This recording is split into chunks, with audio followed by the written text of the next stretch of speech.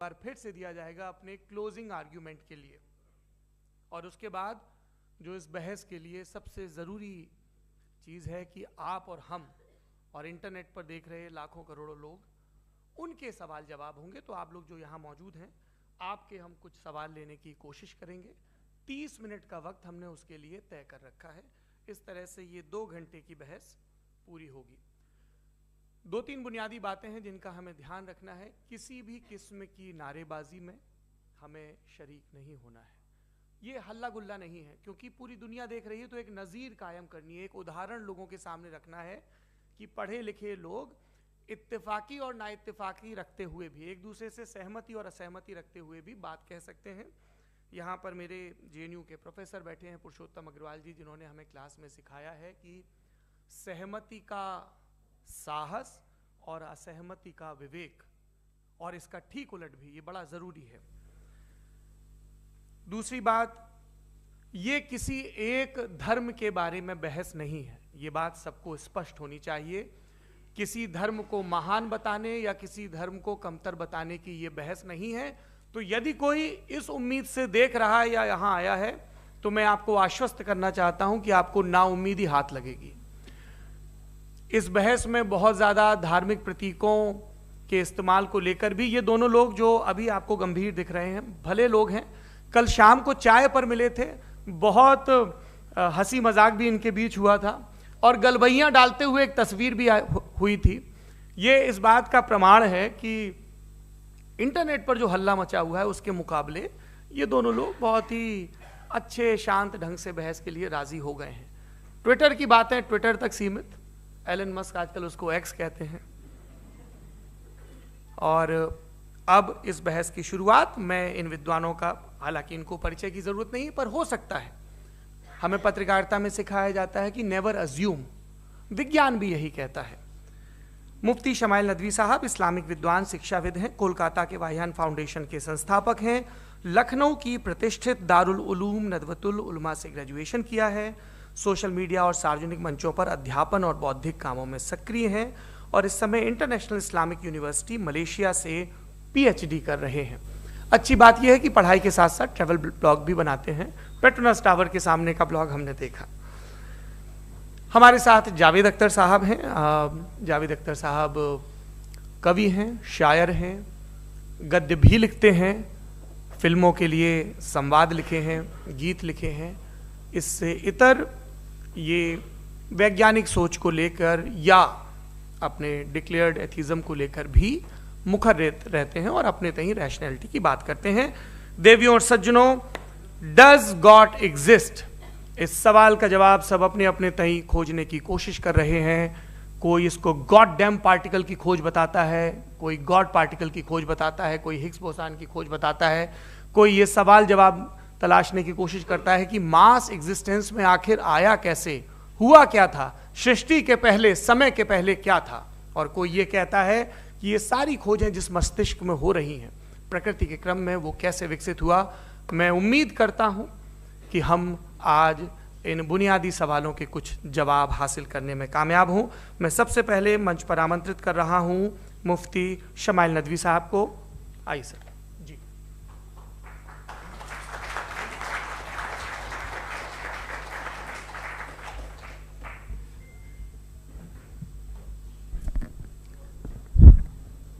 एक आखिरी गुजारिश, आप बोलना शुरू करें। आप लोग प्लीज अपने फोन फ्लाइट मोड पे या साइलेंट मोड पे रखें। एक बार चेक कर लें, कई बार बेध्यानी हो जाती है।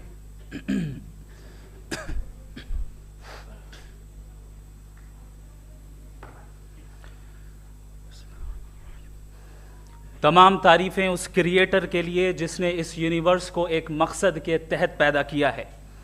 रिस्पेक्टेड जनाब जावेद अख्तर साहब, मिस्टर सौरभ द्विवेदी और respected audience, thank you all for being here today. आज की डिबेट में चूंकि हम बात करने वाले हैं डज गॉड एग्जिस्ट के टॉपिक पर, तो ये एक ऐसा टॉपिक है जिसके मुताल्लिक कोई भी डिसीजन लेने के लिए अलग अलग स्टैंडर्ड्स हो सकते हैं। लिहाजा डिबेट के शुरू में ये ज़रूरी है कि हम ये जान लें कि आज के इस टॉपिक में कौन सा स्टैंडर्ड सही होगा और कौन सा गलत होगा। सबसे पहला स्टैंडर्ड जिसे मैं समझता हूं कि हमारे रिस्पेक्टेड जनाब जावेद अख्तर साहब बड़ी तेजी के साथ उसकी तरफ लपकेंगे, वो है साइंस। जबकि साइंस दर हकीकत खुदा के एग्जिस्टेंस को डायरेक्टली साबित करने या उसके एग्जिस्टेंस को डिनाई करने के लिए स्टैंडर्ड नहीं बन सकती। और उसकी वजह क्या है, ये मैं नहीं कह रहा, ये वो लोग कह रहे हैं जो साइंस के एक्सपर्ट्स हैं। नेशनल एकेडमी ऑफ साइंस कहती है science doesn't have the processes to prove और disprove the existence of God. Why? क्योंकि साइंस का ताल्लुक एम्पेरिकल एविडेंस से है और एम्पेरिकल एविडेंसेस का ताल्लुक हमारे नेचुरल और फिजिकल वर्ल्ड से है, जबकि गॉड नॉन फिजिकल और सुपर नेचुरल रियलिटी है। लिहाजा नॉन फिजिकल रियलिटी को आप उस टूल के साथ नहीं चेक कर सकते जिसका काम फिजिकल रियलिटी को तलाश करना है। लिहाजा आज इस डिबेट में गॉड की एग्जिस्टेंस को साबित करने या उसे डिनाई करने में साइंटिफिक एविडेंस को एक्सेप्ट नहीं किया जाएगा। दूसरा स्टैंडर्ड हो सकता है रेविलेशन, कि रेविलेशन के जरिए हम यह साबित करें कि गॉड एग्जिस्ट करता है या नहीं। लेकिन यह स्टैंडर्ड भी आज इररेलेवेंट है। क्यों? क्योंकि रेविलेशन मेरे नजदीक सोर्स ऑफ नॉलेज है, वैलिड सोर्स ऑफ नॉलेज है, लेकिन हमारे जावेद अख्तर साहब के नजदीक ये वैलिड सोर्स ऑफ नॉलेज नहीं है। लिहाजा आज की डिबेट में मैं एक भी एविडेंस किसी भी मजहबी स्क्रिप्चर से नहीं दूंगा ताकि जावेद अख्तर साहब के लिए वो अनएक्सेप्टेबल ना हो। तीसरा जो मेयार हो सकता है वो है ऑब्जर्वेशन, कि भाई कोई कहे कि हमें खुदा दिखाओ, अगर है तो दिखाओ, या ये कि खुदा के एग्जिस्टेंस पर एम्पेरिकल एविडेंस दो, तो ये है दर हकीकत गलत टूल का इस्तेमाल करना। ये ऐसा ही है कि जावेद साहब मुझसे ये मुतालबा करें कि मुफ्ती साहब आप मेटल डिटेक्टर के जरिए प्लास्टिक डिटेक्ट करके दिखाएं। अब चूंकि प्लास्टिक डिटेक्ट नहीं हो पा रही है लिहाजा plastic does not exist. No, you are using the wrong tool. इस टूल से प्लास्टिक को डिटेक्ट नहीं किया जाता। लिहाजा मैं समझता हूं कि गॉड के एग्जिस्टेंस पर एम्पेरिकल एविडेंस का मुतालबा करना एक बचकाना मुतालबा है, और हमारे रिस्पेक्टेड जनाब जावेद अख्तर साहब इस स्टेज से अब बहुत आगे निकल चुके हैं। अब बचता है एक ही स्टैंडर्ड, और वो स्टैंडर्ड है अक्ल, लॉजिक, रीजनिंग। और यही वो स्टैंडर्ड है जिसके तहत गॉड की एग्जिस्टेंस को साबित किया जाएगा या गॉड की एग्जिस्टेंस को डिनाई किया जाएगा। लेकिन चूंकि ये बहुत इंपॉर्टेंट और सेंसिटिव टॉपिक है, इसलिए लॉजिकल आर्ग्यूमेंट भी ऐसा होना चाहिए जो डेफिनेटिव हो, इनडेफिनेटिव ना हो, जो 2 और 2 4 की तरह बिल्कुल वाजे हो, जिसे लॉजिकली रिजेक्ट करना पॉसिबल नहीं हो। फॉर एग्जाम्पल हम कहें हमारे रिस्पेक्टेड मिस्टर सौरभ साहब, ये एक इंसान है और तमाम इंसान कॉन्शियस बीइंग है, लिहाजा नतीजा क्या निकला, हमारे सौरभ साहब भी कॉन्शियस बीइंग है। क्या ये इनडेफिनेट आर्ग्यूमेंट है या डेफिनेट आर्ग्यूमेंट है? ये डेफिनेट आर्ग्यूमेंट है। ये 2 और 2 की तरह वाजे है, इसमें किसी तरह जो है लॉजिकली इसको रिजेक्ट नहीं किया जा सकता। तो अगर आज हमारे जावेद अख्तर साहब ऐसी कोई अकली दलील और लॉजिकल एविडेंस दें खुदा के ना होने पर जो डेफिनेट भी हो, तो मैं ये ऐलान करता हूं कि यकीनन मैं उस एविडेंस को कबूल करूंगा और उस पर गौर करूंगा। लेकिन साथ में यह भी ऐलान कर देता हूं प्रेडिक्शन के तौर पर कि ऐसा कोई डेफिनेट आर्ग्यूमेंट कोई नहीं पेश कर सकता। दलील हम देंगे और डेफिनेटिव दलील देंगे, लॉजिकल दलील देंगे, ऐसी दलील देंगे जो एंटायर एथिस्टिक वर्ल्ड उसे रेफ्यूट नहीं कर सकती। चलें अब हम एक एग्जाम्पल सोचते हैं, एक सिनेरियो, सिंपल सिनेरियो, तमाम ऑडियंस से गुजारिश है, हम और आप एक आइसोलेटेड आइलैंड पर हैं, ऐसा आइलैंड जहां पे हमसे पहले कोई कभी नहीं गया। चलते चलते आपके सामने अचानक आपने देखा एक पिंक कलर की बॉल पड़ी हुई है। सबसे पहला सवाल आपके जहन में क्या आएगा कि ये बॉल यहां क्यों आई, कैसे आई, ये पिंक कलर की ही क्यों है, कोई और कलर भी हो सकता था, ये इसी शेप में क्यों है, कोई और शेप भी हो सकता था। नेचुरली आप इस तरफ पहुंचेंगे कि कोई ना कोई है जिसने इन स्पेसिफिक प्रॉपर्टीज के साथ इस बॉल को बनाया है और यहां पे रखा है। चूंकि आप जानते हैं कि ये जो बॉल है इसका एग्जिस्ट करना जरूरी नहीं है, ये एग्जिस्ट कर भी सकती थी, नहीं भी कर सकती थी, और एग्जिस्ट करना ही था तो किसी और फॉर्म में करती, किसी और कलर में करती। अब आप इस बॉल को एक्सपैंड करते चले जाएं, एक्सपैंड करते चले जाएं, एक्सपैंड करते चले जाएं, यहां तक कि ये बॉल यूनिवर्स के साइज की हो जाए। बताइए कि क्या साइज के बढ़ जाने से सवाल बदल जाएगा? हरगिज नहीं बदलेगा। अभी भी सवाल रहेगा, ये यूनिवर्स कहां से आया, इन स्पेसिफिक प्रॉपर्टीज के साथ कहां से आया, क्यों आया, किसने बनाया, ये सवाल उस वक्त भी वैलिड रहेगा। लेकिन ये सवाल अगर हम जनाब जावेद अख्तर साहब से करें तो चूंकि इनका वर्ल्ड व्यू एथिस्टिक है, और सिर्फ इनका नहीं, मतलब जितने भी एथिस्ट हैं और एथिस्टिक वर्ल्ड व्यू को रखने वाले से अगर आप ये सवाल करें कि ये यूनिवर्स कहां से आया, तो इनका जवाब या तो आर्ग्यूमेंट फ्रॉम इग्नोरेंस होगा या डॉगमेटिक होगा। या तो ये कहेंगे कि मुझे नहीं पता कि ये कहां से आया, लिहाजा गॉड डज नॉट एग्जिस्ट, ये आर्ग्यूमेंट फ्रॉम इग्नोरेंस है। या ये कहेंगे कि ये यूनिवर्स खुद ब खुद बन गया, इसका मतलब ये है कि उस बॉल को भी खुद ब खुद बन जाना चाहिए, लेकिन बॉल के ताल्लुक से ये एक्सप्लेनेशन एक्सेप्ट नहीं की जाएगी कि ये खुद ब खुद बन गई, लेकिन यूनिवर्स के ताल्लुक से कर दिया जाएगा। इसे हम दूसरे अल्फाज में डॉगमा भी कह सकते हैं। दूसरी चीज, हमारे जावेद अख्तर साहब जरूर गॉड ऑफ गैप्स की मिसाल भी जरूर देंगे, और मिसाल देंगे कि पहले ज़माने में बिजलियां कड़कती थी तो लोगों ने किसी एक खुदा की तरफ, और बारिश होती थी तो दूसरे खुदा की तरफ मंसूब कर दिया, उनके पास दलील नहीं थी। यह हमारा वर्ल्ड व्यू है ही नहीं, यह हमारा वर्ल्ड व्यू है ही नहीं, क्योंकि नेचुरल फिनोमेना के प्रोसेस की इंटरप्रिटेशन को जान लेने से यह कहां से साबित हो गया कि गॉड एग्जिस्ट नहीं करता है। इस पर मैं इंशाअल्लाह अभी आगे बात करूंगा।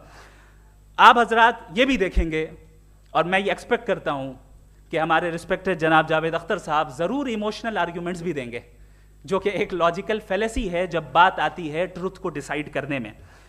क्यों?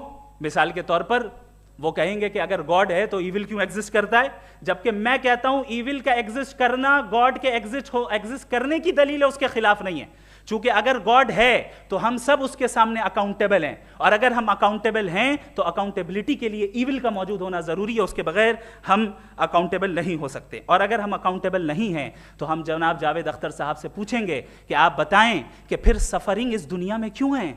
अगर खुदा नहीं है तो सफरिंग क्यों है? और उन लोगों के जज्बे का क्या जिनके अंदर सफरिंग के बाद इंतकाम लेने का जज्बा पाया जाता है और वो इस दुनिया से ऐसे ही चले गए, क्या उनकी सारी तकलीफें बेकार चली जाएंगी? अब आ जाएं उसी एग्जाम्पल की तरफ कि बॉल, मुझसे अगर कोई पूछे इस बॉल को किसने बनाया और या इस एक्सपेंडेड बॉल को किसने बनाया, मैं कहूंगा कि चूंकि ये यूनिवर्स और इस यूनिवर्स की तमाम चीजें कॉन्टिंजेंट हैं। कॉन्टिंजेंट होने का मतलब ये होता है कि जो अपने एग्जिस्टेंस पे किसी के ऊपर डिपेंड करती हो, तो जाहिर है ये यूनिवर्स कॉन्टिंजेंट है। और अगर कोई चीज कॉन्टिंजेंट नहीं है तो मैं रिक्वेस्ट करूंगा कि मुझे दिखा दें कि कौन सी चीज यूनिवर्स में कॉन्टिंजेंट नहीं है, हम भी जरा गौर कर लें और हम भी देख लें। और जब कॉन्टिंजेंट चीजें मौजूद हैं तो फिलोसोफर्स की इस्तिलाह के मुताबिक, हम उस टर्मिनोलॉजी के मुताबिक हम उस जगह तक पहुंचते हैं और उस हस्ती तक पहुंचते हैं जिसे नेसेसरी बीइंग कहा जाता है, कि ये वो नेसेसरी बीइंग है जिसका मौजूद ना होना नामुमकिन हो। क्योंकि अगर ये मौजूद ना हो तो सारी चीजें एग्जिस्टेंस में आएंगी ही नहीं, और ये सारी कॉन्टिंजेंट चीजें उसी के ऊपर डिपेंड करती हैं। अब अगर आप ये सवाल करते हैं कि फिर उस हस्ती को किसने बनाया, फिर उसका कॉज क्या है, फिर उसका कॉज क्या है, फिर उसका कॉज क्या है, और एंडलेसली चले जाएं, इसे हम कहते हैं इन्फिनिट रिग्रेस ऑफ कॉजेस, जो कि लॉजिकल फेलेसी है। कॉन्सेप्चुअली इन्फिनिटी पॉसिबल है। मिसाल के तौर पे न्यूमेरिकल्स 1 2 3 गिनते चले जाएं, इन्फिनिट नंबर्स हैं। मैं कॉन्सेप्चुअली बात नहीं कर रहा, प्रैक्टिकली रियलिटी में साबित करके दिखाएं कि infinite regress of causes possible है या नहीं। अगर पॉसिबल है तो हम मान लेंगे, मिसाल दे दें, और पॉसिबल नहीं है तो एक ही ऑप्शन बचता है जिसे हम कहते हैं नेसेसरी बीइंग। ऐसी नेसेसरी बीइंग जो इंडिपेंडेंट है, क्योंकि अगर वो डिपेंडेंट हुई तो वो नेसेसरी नहीं रहेगी। ऐसी इंडिपेंडेंट बीइंग जो इटर्नल है, अगर वो इटर्नल नहीं होगी, उसकी बिगिनिंग होगी तो वो खुद कॉन्टिंजेंट है। ऐसी बीइंग जो पावरफुल है, क्योंकि कॉन्टिंजेंट को एक्चुअलाइज करने के लिए पावर चाहिए। ऐसी बीइंग जो इंटेलिजेंट है और नॉलेजेबल है, क्योंकि ये यूनिवर्स स्पेसिफिक फॉर्म और स्पेसिफिक लॉज ऑफ नेचर के तहत प्रिसाइजली चल रहा है। Thank you. थैंक यू मुफ्ती साहब।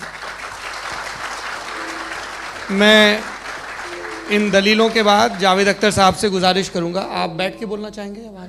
जी।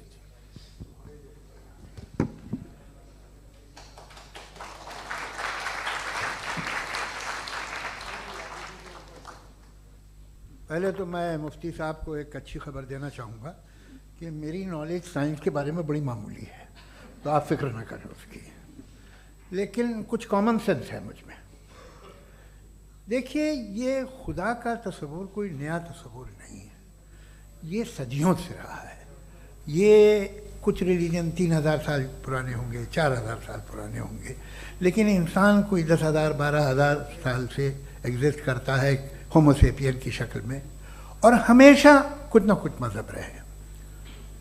ये मज़हब जाहिलों के नहीं थे, ये मज़हब एक ऐसी ग्रीक सोसाइटी के थे जहाँ बड़े बड़े फिलोसफर्स पैदा हुए। ये मज़हब इजिप्शियंस के थे जिन्होंने पिरामिड्स बनाए थे।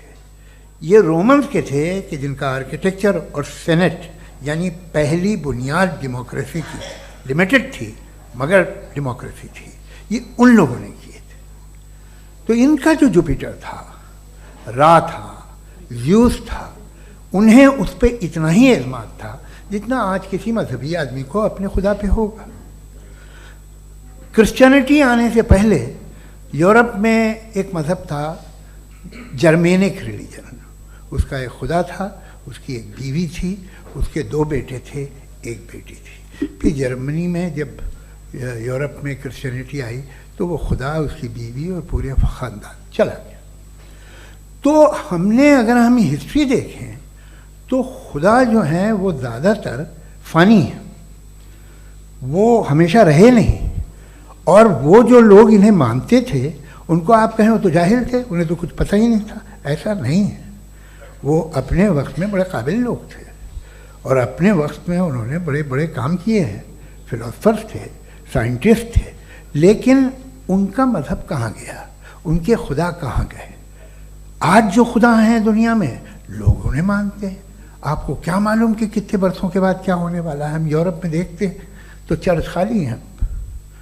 तो वक्त के साथ चीज़ें बदलती हैं। जहाँ तक इसका ताल्लुक़ है मज़हबों का, हर मज़हब आपसे एक चीज़ मांगता है, फेथ। ये फेथ क्या चीज़ होती है? What is the difference between faith and belief?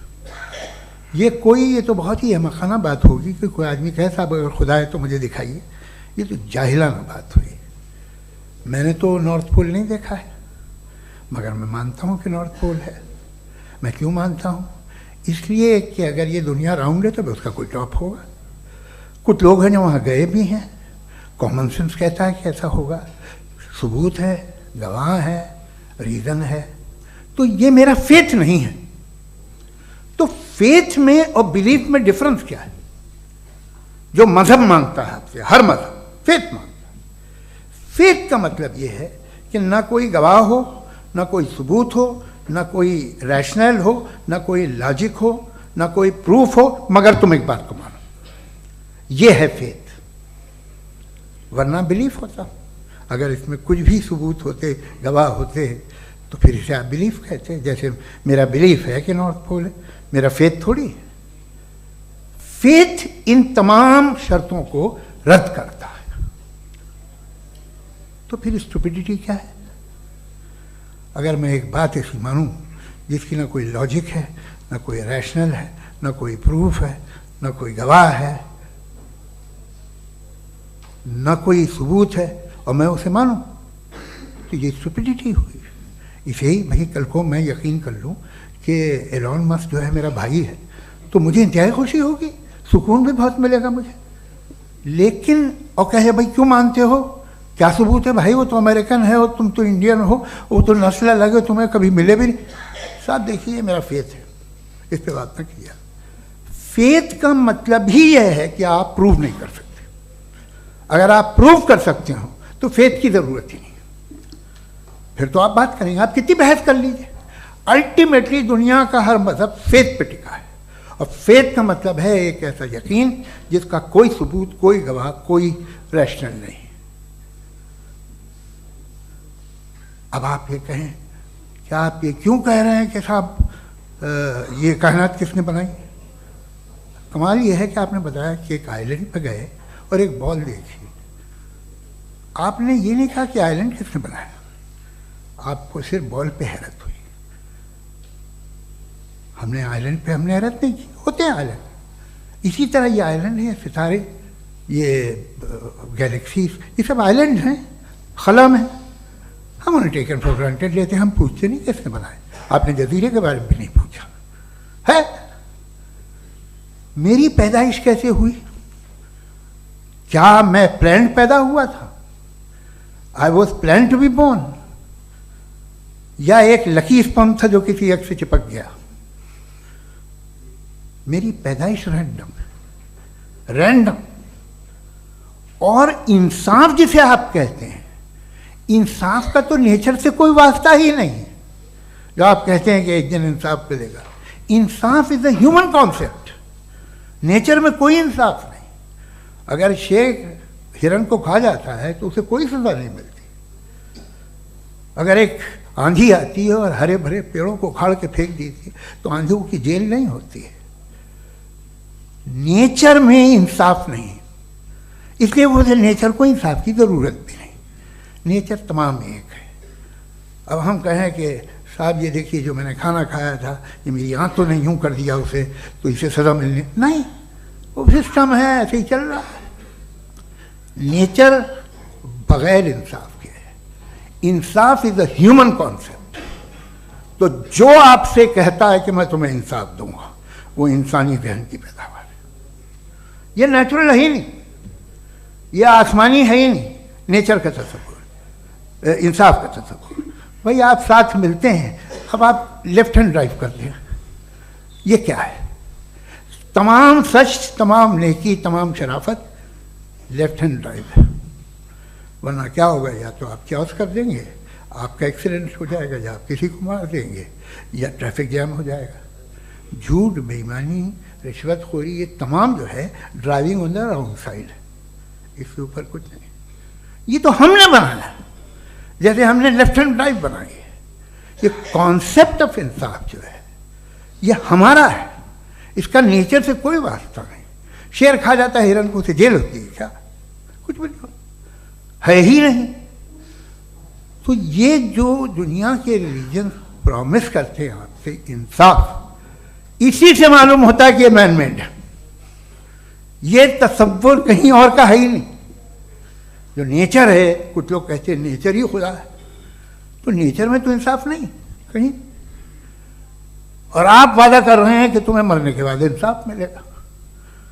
मुझे अगर मिलेगा तो मैं बहुत खुश होऊंगा, लेकिन मैं यकीन नहीं कर पाता हूँ, इसलिए कि मैं फेथ नहीं पैदा कर सकता। The very fact that religions demand faith, इसका मतलब है कि उनके पास जस्टिफिकेशन नहीं है। अच्छा था, फिर रिलीजन अगर मॉडरेशन में है, कोई सा भी रिलीजन, वो आप में कुछ खूबियाँ भी पैदा करता होगा। देखिए उससे ये फ़ायदा है, वो फ़ायदा है। अल्कोहल जो है वो ज़्यादातर दवाओं में यूज़ होती है, और एक सर्वे किया गया था अमेरिका में कि लॉन्जिटिविटी किन लोगों की है। तो एक तरफ वो लोग थे जो शराब पीते ही नहीं थे, और एक तरफ वो थे जो एक बोतल शराब रोज़ पीते थे। सबसे ज़्यादा लंबी उम्र उनकी है जो 2 पैक नाप के शराब पीते और खाना खाते हैं। मगर हम शराब को बुरा समझते हैं, मैं भी बुरा समझता हूँ। क्यों? ऐसा होता नहीं। कुछ चीज़ों में आदत होती है कि वो बढ़ती है। आज तक मैं एक आदमी दूध पीता है, आप 10 साल बाद भी मिलेंगे तो एक ही गिलास पीता होगा। ऐसा नहीं होता, सुबह से दूध पीता रहता है। मिल्कोहलिक मैंने नहीं देखे, अल्कोहलिक होते हैं। ये टेंडेंसी है मजहब की कि वो बढ़ता है, जैसे कैंसर बढ़ता है, जैसे शराब बढ़ती है। कुछ लोग होंगे जो उसे सही तरह से यूज़ करते हैं। मुझे यकीन है कि हमारे मुफ्ती साहब भी उनमें से एक हैं, इनसे बहुत खुशी हुई मुझे इनसे मिलकर। लेकिन कितने लोग हैं कि आज आप देखते हैं दुनिया में जो तबाहियाँ हैं, इनमें कितना हाथ है उन लोगों का जो बिलीवर कहते था मजहब ये नहीं कहता, ना कहता होगा, मगर जब ये मजहब पीते हैं तो ऐसे बिहेव करते हैं। थोड़ा सा अगर हो तो शायद बहुत अच्छी बात, लेकिन शराब थोड़ी सी नहीं रहती, उसमें टेंडेंसी है पहले। थोड़ा सा अगर 2-3 कैंसर के सेल हो ना बॉडी में तो आदमी स्लिम रहेगा, लेकिन वो 2-3 सेल नहीं रहते, वो मल्टीप्लाई होते हैं। जावेद साहब टाइम पूरा हो गया। टाइम हो गया, तो बस बात खत्म हो गई। अच्छा, मुझे कुछ और कहने को था भी नहीं। जी, मैं पहले जवाबी दौर के लिए इनवाइट कर रहा हूं मुफ्ती साहब को। Your rebuttal round 1, you have 7 minutes.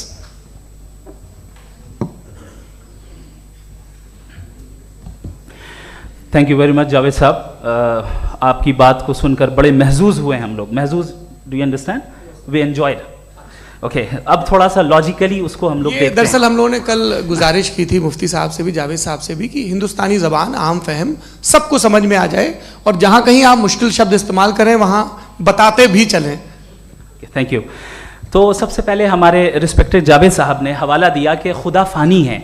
कितने मजहब आगे चले गए, किसी ने जुपिटर को खुदा माना, किसी ने किसी को माना। मैं कहता हूँ जिसने कॉन्टिंजेंट चीज़ को खुदा माना, गलत माना, वो खुदा ही नहीं, वो खुदा ही नहीं है। हम तो नेसेसरी बीइंग को साबित करने बैठे हैं, वो नेसेसरी कॉज जो इटरनल है, जो अबदी भी है और अजली भी है।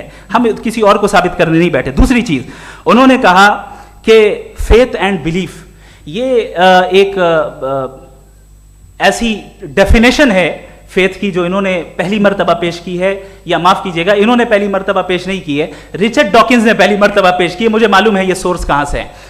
एपिस्टेमोलॉजिकली फेथ और बिलीफ का फर्क आप इस तरह नहीं कर सकते सर। फेथ सही भी होता है, गलत भी होता है, बिलीफ सही भी होता है, गलत भी होता है। जो लॉजिक, रीजन और एविडेंस से बैक्ड होगा वो फेथ सही होगा। और आप जिस फेथ की बात कर रहे हैं कि इलॉजिकल है और उसके पीछे नहीं है, तो we are on the same page. हम नहीं मानते उस फेथ को, जो फेथ ऐसा हो जिसके पीछे कोई लॉजिक ना हो, एविडेंस ना हो, हम नहीं मानते। हम तो उस फेथ के कायल हैं जिसके पीछे लॉजिक हो और एविडेंस हो। तो बिलीफ सही भी होता है, गलत भी होता है, फेथ भी सही होता है और गलत भी होता है। तो आज फेथ और बिलीफ के डिफरेंस पे बात नहीं हो रही है। आज आप चाहे फेथ एक्सेप्ट कर लें या बिलीफ एक्सेप्ट कर लें, आज ये बात होगी कि ट्रूथ क्या है। चाहे ट्रू बिलीफ सही है या ट्रू फेथ सही है, और फॉल्स फेथ क्या है और फॉल्स बिलीफ क्या है, बात इस पे हो रही। दूसरी चीज इन्होंने पूछा, स्टुपिडिटी फिर क्या है?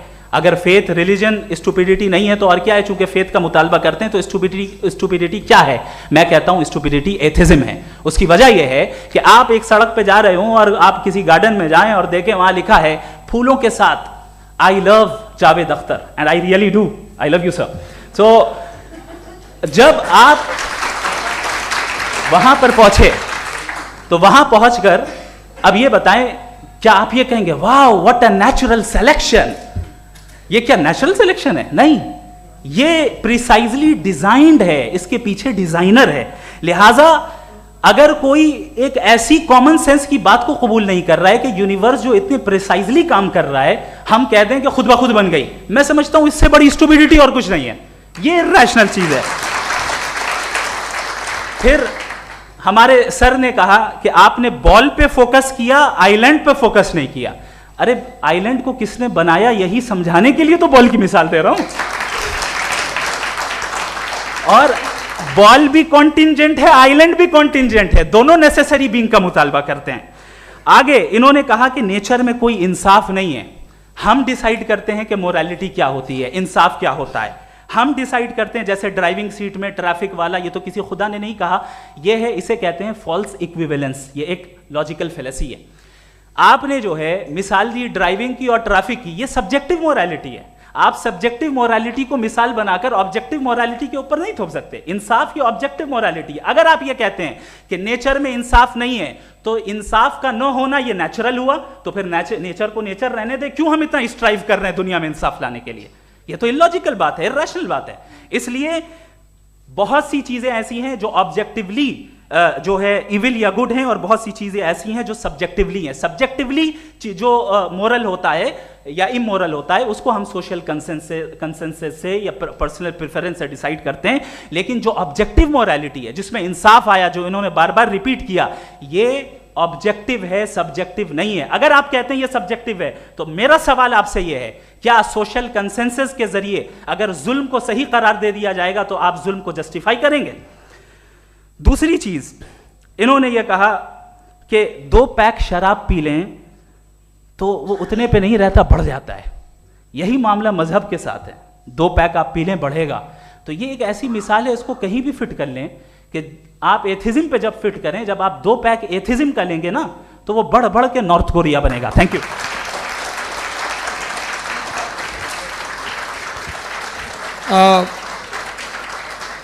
फर्स्ट राउंड की रिबटल के लिए मैं जावेद साहब को इनवाइट कर रहा हूं। आपके पास 7 मिनट का वक्त है, रीसेट कर दीजिएगा प्लीज।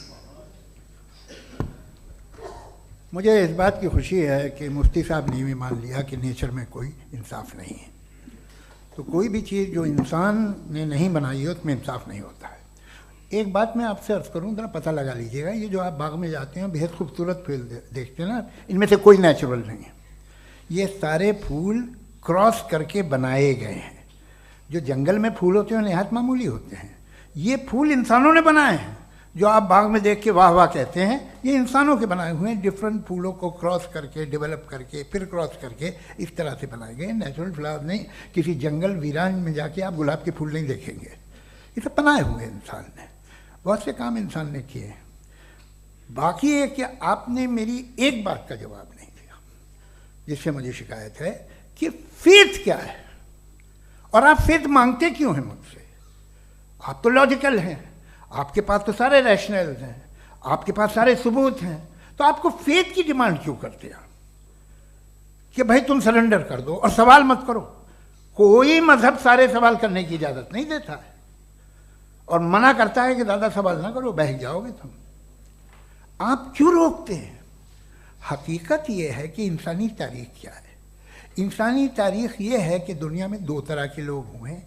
एक वो जिन्होंने अपनी लाइल्मी की परस्तिश की है, दूसरे वो जिन्होंने अपनी इग्नोरेंस या लाइल्मी से झगड़ा किया है और मालूम किया है कि क्या है। ये जो आप कह रहे हैं, आज आप हैरान हैं कि भाई ये यूनिवर्स कैसे बनी। लोग हैरान थे कि सूरज डूबता है तो इधर से कैसे निकलता है। और आप एक कदम जाके हमेशा का मानने को तैयार है, एक कदम पीछे ही मान जाइए। भाई आप इसके बाद जाते हो, कहते सवाल ना करना कि ये कहाँ से आया, ये पावर तो हमेशा से हमेशा रहेगी। तो आप यूनिवर्स के बारे में मानने में क्या तकलीफ है? एक कदम पहले रुक जाइए। ये हमेशा से थी या नहीं थी हमें मालूम नहीं है। और ये कहना कि हमें मालूम नहीं है, कमाल ये है कि दुनिया के सारे मजहब सब जानते हैं ये दुनिया कैसे बनी थी, कैसे मिटेगी, मरने के बाद क्या होगा, इनको सब इल्म है। इनको किसी को डायनासोर होते थे पहले ये नहीं पता था, किसी को नहीं पता। किसी भी दुनिया की मजहबी किताब में डायनासोर का जिक्र नहीं है। लेकिन बाकी सब बातें, how to make universe in 4 easy lessons and बाकी सब पता है। जिसको सब पता है वो गड़बड़ है। हम में ये इंकिसार, ये ह्यूमिलिटी होनी चाहिए कि हम ये कहें कि हमें ये बहुत सारी बातें नहीं मालूम, लेकिन हम उनकी परस्तिश ना करें, अपनी लाइल्मी को की परस्तिश ना करें, हम उसे पता लगाने की कोशिश करें। जिस दुनिया में आप बैठे हैं सर, ये हॉल जो है, ये इलेक्ट्रिसिटी जो है, ये माइक जो है, जिस हवाई जहाज से आप आए थे, वो जिस कार से आप यहाँ आए हैं, ये सब उन लोगों की बनाई हुई है जिन्होंने सवाल किए थे। ये दुनिया जिसमें आप आज आराम से हैं, ये उन लोगों की बनाई है कि जिन्होंने सवाल किए थे। और हर स्टेज पे इन सवालों को मकरूह कहा गया था, गलत कहा गया था। आप ज़रा तारीख पढ़िए, एक बड़ी दिलचस्प किताब है बर्ट्रैंड रसेल की, जिसमें उसने रिलीजन एंड साइंस कि कब से रिलीजन जो है साइंस के अगेंस्ट है। और हद तो ये है कि भाप के इंजन के खिलाफ थे, स्टीम इंजन के भी खिलाफ थे, और फतवे हुए उन पर, वेटिकन ने दिए। तो ये हमेशा, अभी जैसे ही ये राइट विंगर आते हैं अमेरिका में पावर में, तो वो जो अपना ये क्या बोलते हैं उसे, सीड क्या वर्ड है, सीड क्या जो, हाँ नहीं सीड जो होते हैं जिन पे जी नहीं भाई, वो जो ह्यूमन बॉडी के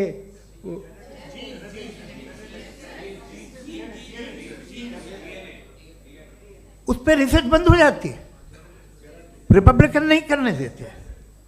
अरे भाई इतना डर क्या है तुम्हें? एक ज़माने में बहुत नाराज़ थे ये सारे मजहबी लोग कि ये इंसान तो इंसान बनाने की कोशिश कर रहा है। आपको क्या तकलीफ भाई, बना ले तो बना लेने दो, ये खौफ क्या है?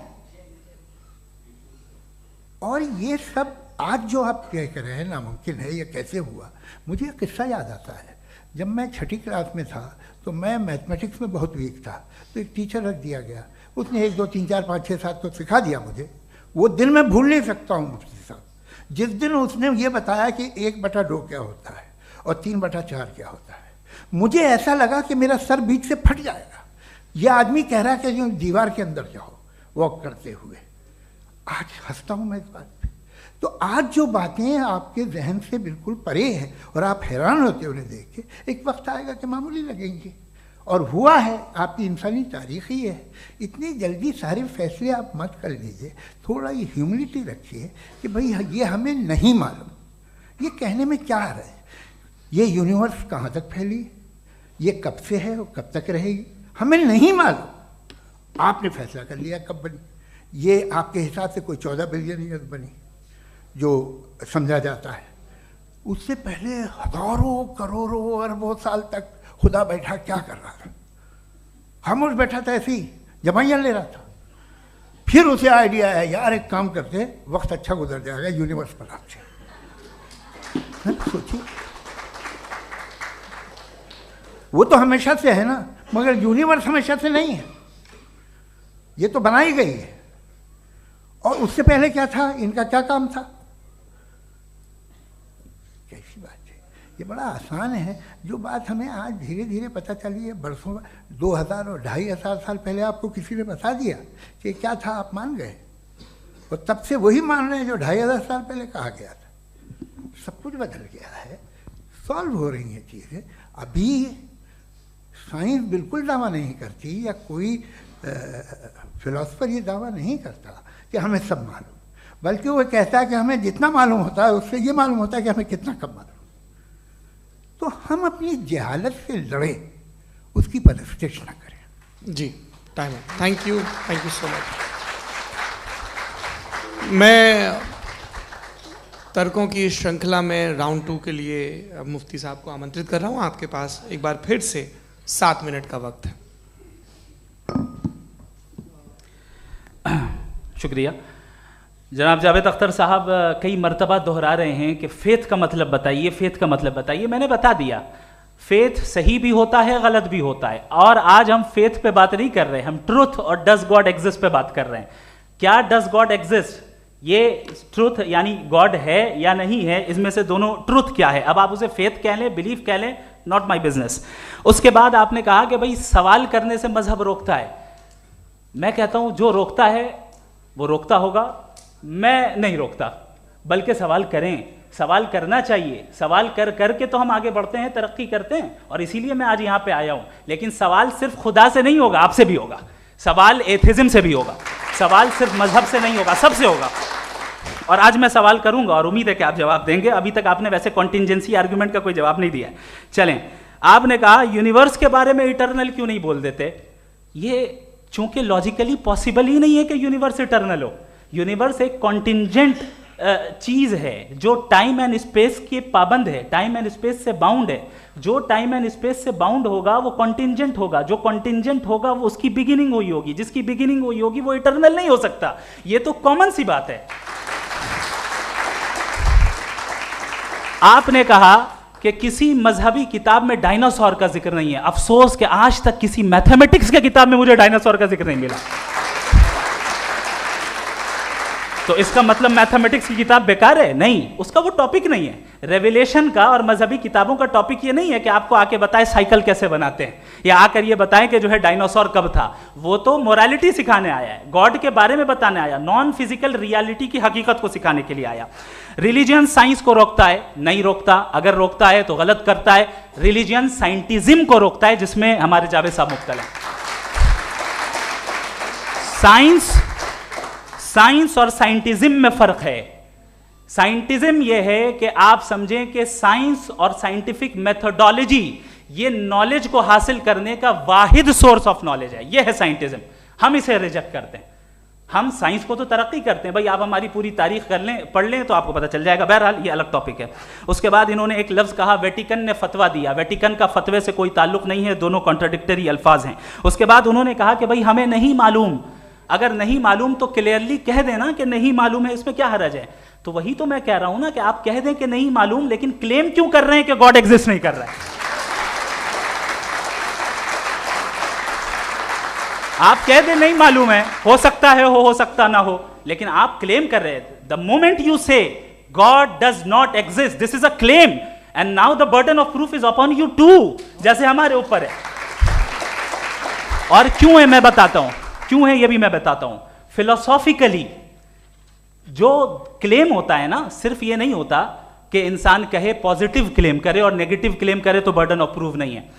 आप मिसाल के तौर पे मैं कहूं कि फुला उस कमरे में कोई नहीं है, मैंने एक नॉलेज का क्लेम किया है।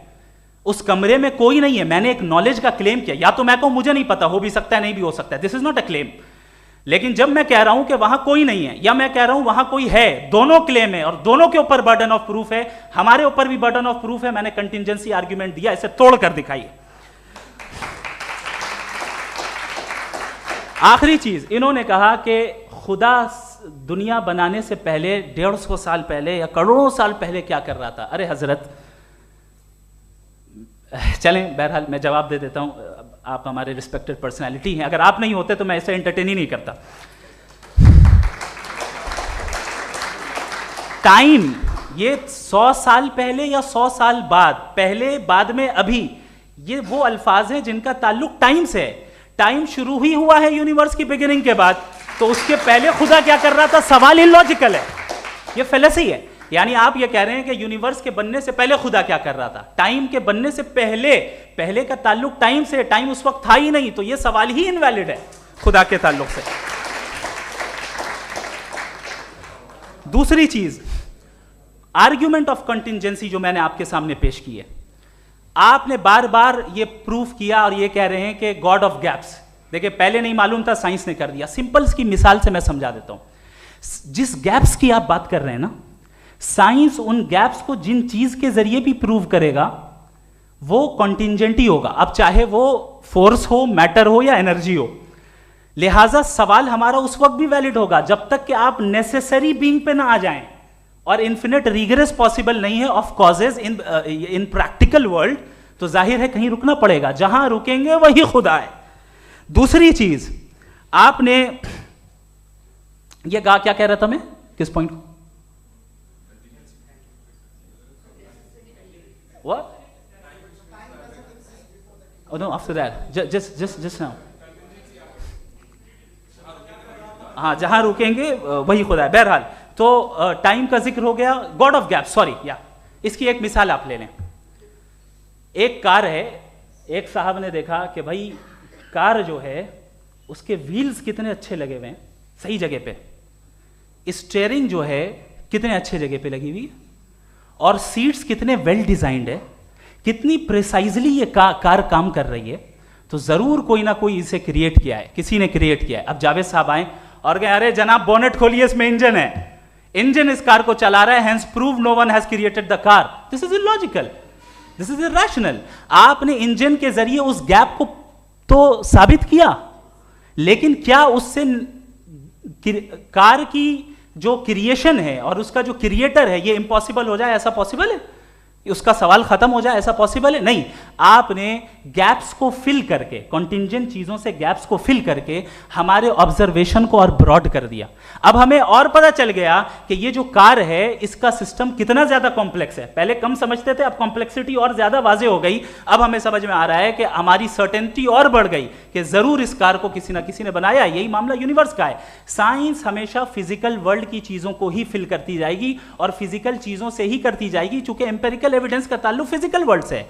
आप साइंस के जरिए मेटाफिजिकल रियलिटी को कभी साबित नहीं कर सकते। ये रॉन्ग टूल का इस्तेमाल करना है। ये वही काम है कि आप मेटल डिटेक्टर से प्लास्टिक डिटेक्टर करने चलें, जो कि जाहिर है सही नहीं है। Thank you.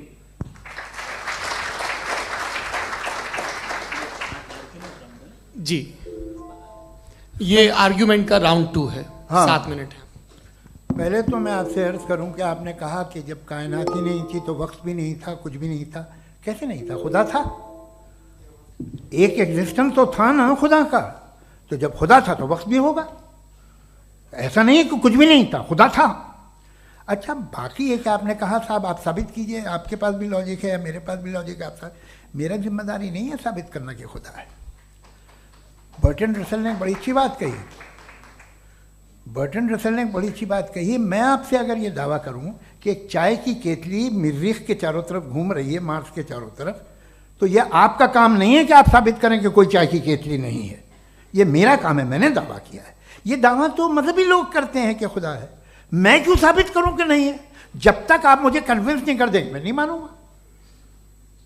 आपकी जिम्मेदारी है, मेरी जिम्मेदारी नहीं है।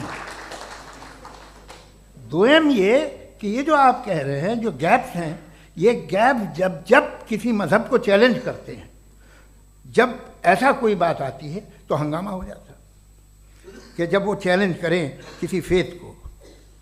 ये तमाम साइंस जो है इसे मुख्तलिफ जगहों पे मुख्तलिफ वक्तों में मज़हब ने रोकने की कोशिश की है। ये किताब है religion and science Burton Russell की, पढ़िएगा, अच्छी लगेगी आपको। तारीख़ ही है साइंस, मज़हब की साइंस से उसका यही रिश्ता है। अच्छा, अब ये हम सोचें कि बहरहाल ये वजूद जो है मज़हब और ये बिलीव इन गॉड इंसान को बेहतर बना देता है, तो एक काम कीजिए, हिंदुस्तान वर्ल्ड का नक्शा लीजिए और मार्क कीजिए कि रिलीजन कहाँ कहाँ ज़्यादा है, कहाँ कहाँ, चाहे वो लैटिन अमेरिका हो या मिडल ईस्ट हो या फार ईस्ट हो या हिंदुस्तान के वो इलाके जहाँ मजहबियत ज़्यादा है। रख दीजिए नक्शा अलग। अब दूसरा नक्शा कि कहाँ कहाँ नाइंसाफ़ी, रिप्रेशन, औरतों के हुकूक की पामाली, जुल्म, डिक्टेटरशिप कहाँ है, नक्शा एक ही होगा। तो आप मुझे बताएं कि जो इसका तरकीब इस्तेमाल क्या है, खुदा का तरकीब इस्तेमाल तो बताइए। आप छोटी सी दवा सड़क पे बेचते हैं, उसकी भी तरकीब इस्तेमाल बताते हैं। इसके इस्तेमाल से तो फ़ायदा नहीं हुआ किसी को। जो सारे के सारे ख़राब मुल्क हैं, ख़राब समाज है, वो सारे जुल्म खुदा के नाम पे करते हैं। वो गलत करते हैं, सही करते हैं, मुझे क्या लेना देना उससे। इस्तेमाल से मालूम होता ना। एक विस्की की बोतल कभी शायद देखी हो आपने, लाल रंग की होती है, उस पर रोशनी और छपड़ा इंतहाई खूबसूरत लगती है, क्या बिगाड़ रही है किसी का? उसका इस्तेमाल गलत है, इसलिए आप उसे नापसंद करते हैं। इसका इस्तेमाल गलत है, इस तसव्वुर का इस्तेमाल ही गलत है और हमेशा से गलत हुआ है। आप देख लीजिए, इंसानी तारीख देख लीजिए, आज देख लीजिए, हिंदुस्तान देखिए, दुनिया देख लीजिए, क्या हो रहा है। इसे कैसे इस्तेमाल कर रहे हैं फेथ वाले लोग? क्या फेयर हैं, जस्ट हैं, जो अपने खुदाओं पे यकीन रखते हैं? वो किस तरह के लोग हैं? वो लोगों को इंसाफ देते हैं, वो बेहतर इंसान बने। तो इस दवा का फ़ायदा क्या है? चलो बहुत फ़ायदा हो रहा तो मैं इस्तेमाल कर लूँगा, मुझे तो इस दवा का कोई फ़ायदा दिखता ही नहीं। मुझे तो ऐसा लगता, मैं एक और बात बताऊँ, अगर कोई आदमी मजहबी है और अच्छा आदमी है तो मैं उसकी बहुत इज्जत करता हूँ, इसलिए कि मेरा ख्याल है मजहबी आदमी का अच्छा होना मुझसे अच्छा होने से ज़्यादा मुश्किल है। भाई हर चीज़ की एक लिमिट है। आप इतना भाग सकते हैं, इतना नहीं भाग सकते, इतना वज़न उठा सकते, इतना नहीं उठा सकते, इतना दूर देख सकते हैं, इतना दूर नहीं देख सकते। उसी तरह कॉमन सेंस कहता है कि आप में नेकी का भी एक कोटा होगा। अब आप अगर सुबह जाते हैं अपनी इबादत गाह और इबादत करते हैं, तो बाहर निकलते हैं तो आप तो यही महसूस करते हैं कि आपने एक बहुत अच्छा काम किया, आपकी नेकी का एक बहुत बड़ा कोटा खर्च हो गया जिससे किसी का कोई फ़ायदा नहीं हो। मैं तो नहीं जाता हूँ तो मुझे तो किसी को खाना खिलाना पड़ेगा, किसी बेवा की मदद करनी पड़ेगी, मैं अपना कोटा कैसे कंज्यूम करूँ? आप अपना कोटा, सारे मजहबी लोग इंतहाई यूजलेस कामों में यूज़ करते हैं। उसके बाद भी अगर आप में बच्ची है थोड़ी सी शराफत, तो भाई वाह क्या बात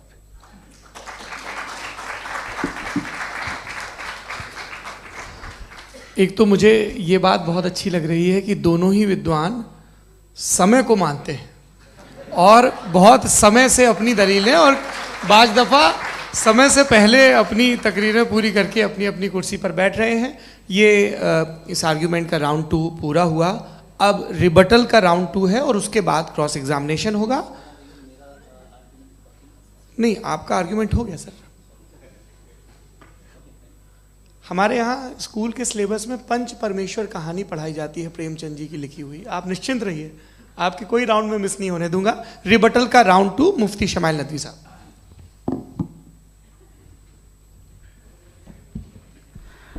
असल में जो हकीकी प्रॉब्लम है, असल प्रॉब्लम है, वो ये है कि जावेद साहब के पास कॉन्सेप्ट ऑफ गॉड क्लियर नहीं है। इन्होंने कहा कि कायनात से पहले खुदा तो था, तब भी तो टाइम होगा। ये टाइम कायनात का हिस्सा है। हम खुदा, उस खुदा को मानते हैं, नेसेसरी बीइंग का टाइमलेस होना जरूरी है, चूंकि वो टाइम का क्रिएटर है। जब उसने टाइम को क्रिएट किया तो वो खुद टाइम पे कैसे होगा? उसने जब स्पेस को क्रिएट किया तो खुद स्पेस में कैसे होगा? अगर वो टाइम एंड स्पेस को पहले से ही उसका पाबंद है तो फिर किस चीज को उसने क्रिएट किया? लिहाजा ये सवाल गलत है कि खुदा था तो टाइम होगा। बिल्कुल नहीं, टाइम के पाबंद हम है, खुदा नहीं है। हम फिजिकल वर्ल्ड से ताल्लुक रखते हैं, वो मेटाफिजिकल रियलिटी है। दूसरी चीज इन्होंने मिसाल दी कि चाय की केतली हवा में घूम रही होगी, और पता नहीं शायद वो बर्टन रसल का उन्होंने हवाला दिया। बहरहाल यही प्रॉब्लम है। प्रॉब्लम यही है कि हम चीजों के दरमियान डिफरेंशिएट नहीं कर पाते। ये जो आपने मिसाल दी ये इमेजिनेशन है, और मैं जो साबित कर रहा हूं वो लॉजिकल नेसेसिटी है। आप इमेजिन करना है तो कुछ भी करें, जुपिटर में पिंक एलिफेंट होगा, यूनिकॉर्न होगा, करें, उससे कायनात पे क्या फर्क पड़ता है? उससे आप लॉजिकल नेसेसिटी साबित नहीं कर सकते। मैं तो उस प्राइम कॉज की बात कर रहा हूं, उस नेसेसरी बीइंग की बात कर रहा हूं जिसके बगैर इस कायनात का एग्जिस्टेंस मुमकिन नहीं है। दूसरी चीज, मजहब को साइंस चैलेंज करती है वगैरह वगैरह, ये हमारा टॉपिक ही नहीं है। मैं इस पर बात करूंगा तो फिर मेरा वक्त चला जाएगा। मजहब के ऊपर चूंकि हमारी डिस्कशन नहीं है, साइंस को मजहब और बिलखुसूस मैं और हमारा वर्ल्ड व्यू कम अज कम साइंस को पीछे नहीं करता है, साइंटिज्म की मजम्मत करता है। इसकी वजाहत मैंने पहले कर दी। दूसरी चीज इन्होंने कहा वर्ल्ड का नक्शा लीजिए, वर्ल्ड मैप लीजिए, दो अलग अलग जगह की। हजरत मैंने ये होमवर्क किया था, और मैंने मिडिल ईस्ट का एक नक्शा लिया और यूरोप का एक नक्शा लिया। ये मजहबी इलाका और ये लिबरल और एथीस्ट इलाका। मुझे पता चला कि सबसे ज्यादा रेप केसेस जो हैं वहां पर है।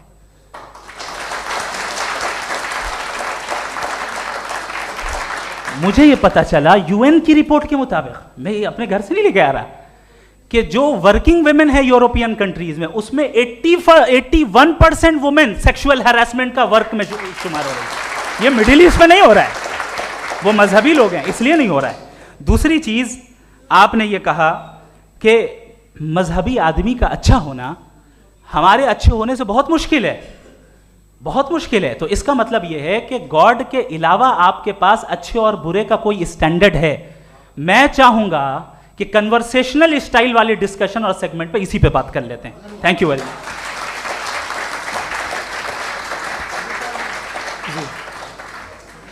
ये रिबटल का राउंड 2 है। आपके पास 5 मिनट का वक्त है, और इसके बाद क्रॉस एग्जामिनेशन शुरू करेंगे। आप चाहें तो जो इन्होंने सवाल पूछे उनके जवाब आप रिबटल में भी दे सकते हैं। जी जी, देखिए पहले तो ये बात कि ये मिसाल गलत नहीं है, गलत है। इन्होंने पहले ही हमको डिसार्म कर दिया। कह लिया अकल से मामला सॉल्व नहीं हो सकता, लॉजिक से आप पहुंच नहीं सकते। ये एक मेटाफिजिकल चीज़ है। मेटाफिजिकल अजीब सा लफ्ज़ है, ठीक से किसी को माने नहीं मालूम इसके, तो ऐसा लगता है कुछ बड़ी चीज़ है। अरे भाई क्या होता है मेटाफिजिकल, बताओ, खड़ी हो। ये एक लफ्ज़ है जो कहीं भी इस्तेमाल हो जाता है। जब आप एक बात कर रहे हैं और आप मुझसे बहस कर रहे हैं तो मुझे मेटाफिजिकल मत बताइए, आप लॉजिकली मुझे प्रूव किए। और अगर लॉजिकली आप नहीं बात करते साहब ये मेटाफिजिकल है, तो फिर हम आप बात क्या कर रहे हैं? मेरा आपका किस ज़बान में कॉन्वर्सेशन होगा? और ये कहना कि वक्त पहले नहीं था, तो फिर क्यों कहते हैं ये हमेशा से और हमेशा रहेगा? हमेशा वक्त है, तो आप कैसे कहते हैं वो हमेशा से है और हमेशा रहेगा? हमेशा का मतलब है कोई वक्त, अगर वक्त ही नहीं है तो हमेशा कैसे? बाहर वो रहेगा। अब मैं ये देखता हूँ, आपने कहा ना कि वहाँ रेप ज़्यादा होते हैं, तो हम एक बात देखते हैं कि ये दुनिया जिस पे वो कादर मुतलक है, जिसकी मर्ज़ी के बगैर पत्ता भी नहीं हिलता, ओमनीपोटेंट है, ये दुनिया चल कैसे रही है? और इस दुनिया का हाल क्या है? 45,000 बच्चे जो 10 साल की उम्र से कम थे वो गाजा में मरे। भूख से काला हांडी में बच्चे मरते हैं और डिप्थेरिया से मरते हैं। डिप्थेरिया अजीब मर्ज है, गले में जाली बनना शुरू होती है, बच्चा नीला हो जाता है, गरीब का बच्चा, इसलिए कि उपास इलाज नहीं। ये कादर मुतलक है, जो चाहे कर दे। इससे आप दुआएं मांगते हैं हमारी ये काम कर दे वो कर दे, तो इसका मतलब डे टू डे लाइफ में वो इंटरफेयर करता है और ये देख रहा है वो। अगर वो वाकई भी है फॉर डिस्कशन सेक, तो मैं जब दुनिया देखता हूँ तो मेरे दिल में उसके लिए कोई इज्जत नहीं पैदा होती। ये क्या कर रहे हो तुम पूरे ऑल पावरफुल हो, ओमनीपोटेंट हो, ओमनी प्रेजेंट हो। तुम तो वहाँ गाजा में रहे होगे ना, तुम हर जगह हो। तुम देख रहे थे कि बच्चे की कैसे धज्जियाँ उड़ रही, तुम देख रहे थे। और तुम चाहते हो मैं तुम्हारी परस्तिश करूँगा, तुम हो भी। अरे यार, इसके अच्छे तो हमारे चीफ प्राइम मिनिस्टर हैं, कुछ तो ख्याल करते हैं। कमाल है। आप किसकी इबादत कर रहे हैं? अगर वो है भी, ये दुनिया नाइंसाफी से, जुल्म से, जबर से, तशद्दुद से भरी हुई है। और आप ये मत कहिएगा कि वो देख रहा है और वो बताएगा एक दिन। अगर वो देख रहा है और इंटरफेयर नहीं करता तो आप दुआ क्यों मांगते? आप कहते हैं मेरा ये काम करा दे, इसके मतलब है वो दखल दे सकता है, वो आपको नौकरी दिलवा सकता है, भले दूसरे आदमी को न मिले, मगर आपका काम कर देगा चूंकि आपने दुआ मांगी है। तो जब वो आपको नौकरी दिला सकता है, लड़की की शादी कर सकता है, बेटे को ग्रीन कार्ड दिलवा सकता है, तो कम से कम ये जो मर रहे हैं बच्चे, इनको रोक दे, कुछ तो करे। मुझे तो दुनिया में, इस दुनिया का कोई मालिक है, इसका ओमनीपोटेंट कोई रूलर है, और ये दुनिया ऐसी चल रही है। मैं तो चाहूँगा कि भाई ना हो, अगर हो तो बड़ी शर्मिंदगी की बात है। शुक्रिया।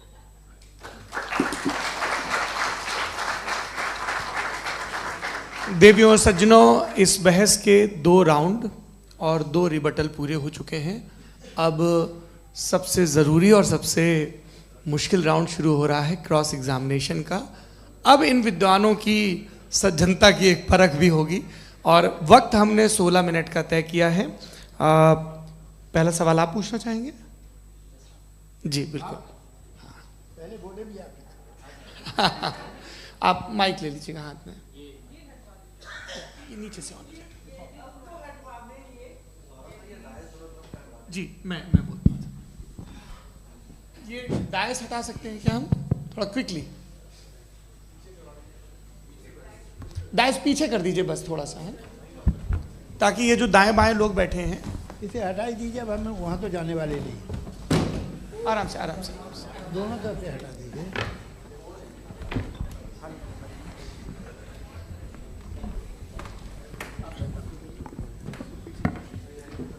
इस बीच आप लोग भी अपने अपने सवाल तैयार कर लें। ये ध्यान रखेंगे कि मैं यहाँ से सवाल लूँगा, आप लोगों को अपना हाथ ऊपर करना है, अपना नाम बताना है और अधिकतम 3 वाक्यों में अपना सवाल पूरा करना है। कई लोग सवाल की जगह भाषण देने लगते हैं, उससे आज बचना है। जी मुफ्ती साहब, पहला सवाल आपका, 16 मिनट हैं, हम दोनों लोगों के सवाल लेंगे। जी जी बहुत शुक्रिया। आपकी जो अभी बात हुई बहुत अहम थी, मैं इसको चाहूँगा कि आगे डिस्कस करूँ, लेकिन चूँकि अभी ये वो सेगमेंट है क्रॉस एग्जामिनेशन, तो सबसे पहला सवाल आपसे ये है कि जो मैं इतनी देर से कॉन्टिंजेंसी आर्ग्यूमेंट आपको बता रहा था, ये अकल से ही बता रहा था हजरत, आप ये बताएं कि आप इन्फिनिट रिग्रेस ऑफ कॉजेस को पॉसिबल मानते हैं या नेसेसरी बीइंग के एग्जिस्टेंस को सही समझते हैं? चूंकि 2 ही ऑप्शन हो सकता है, आप ये बताएं। देखिए, आपको मैं ईमानदारी से बात करूं, एक तो मैं कॉन्टिजेंसी वर्ड ठीक से समझता नहीं, और इस वक्त भी जो आपने अंग्रेजी के अल्फाज इस्तेमाल किए वो ज़रा थोड़े से मुझे डिफ़िकल्ट और कॉम्प्लिकेटेड लगे, तो आप ज़रा सिंपल ज़बान में सवाल कर सकते हैं? बिल्कुल कर सकता हूँ जी। यूनिवर्स की हर चीज़ कॉन्टिंजेंट होने का मतलब ये है कि वो अपने एग्जिस्टेंस में किसी के ऊपर डिपेंडेंट है। जो भी चीज़ डिपेंडेंट होगी वो चीज़ इंडिपेंडेंट नहीं हो सकती, तो उसका कोई ना कोई कॉज होगा। तो अब आप क्या समझते हैं कि ये इन्फिनिट रिग्रेस है, यानी कॉज पर कॉज, कॉज पर कॉज, कॉज पर कॉज, और कभी कोई यानी ये एंडलेसली चलता रहा? क्योंकि अगर ऐसा होगा तो हम तो एग्जिस्टेंस में आते ही नहीं। लॉजिकली ये मुत्तफक अलैह चीज़ है, मुत्तफक अलैह अग्रीड अपॉन। इस पे हमने एग्री किया था कि मुश्किल शब्द आएगा तो अर्थ बताना पड़ेगा। तो इन्फिनिट रिग्रेस तो पॉसिबल नहीं है, तो कहीं ना कहीं आपको रुकना पड़ेगा ऐसे नेसेसरी बीइंग पर। नहीं, कोई जरूरत नहीं रुकने की। किसने कहा आप रुकना पड़ेगा? आप रुकते हैं खुदा पे, आप नहीं रुकते। आप कहते हैं वो हमेशा से, जब उस वक्त से है जब वक्त नहीं था। आप कहाँ रुकते हैं कि अब हुआ था वो? आप नहीं कहते। हम क्यों नहीं मान सकते कि यूनिवर्स जो है और बल्कि मल्टीवर्सेस जो है वो हमेशा से हैं, वो बनती है, बिगड़ती है। एक हमारे यहाँ एक चीज़ है ब्लैक होल, वो समेट लेता है वापस, फिर ब्लास्ट होता है, फिर फैल जाता है।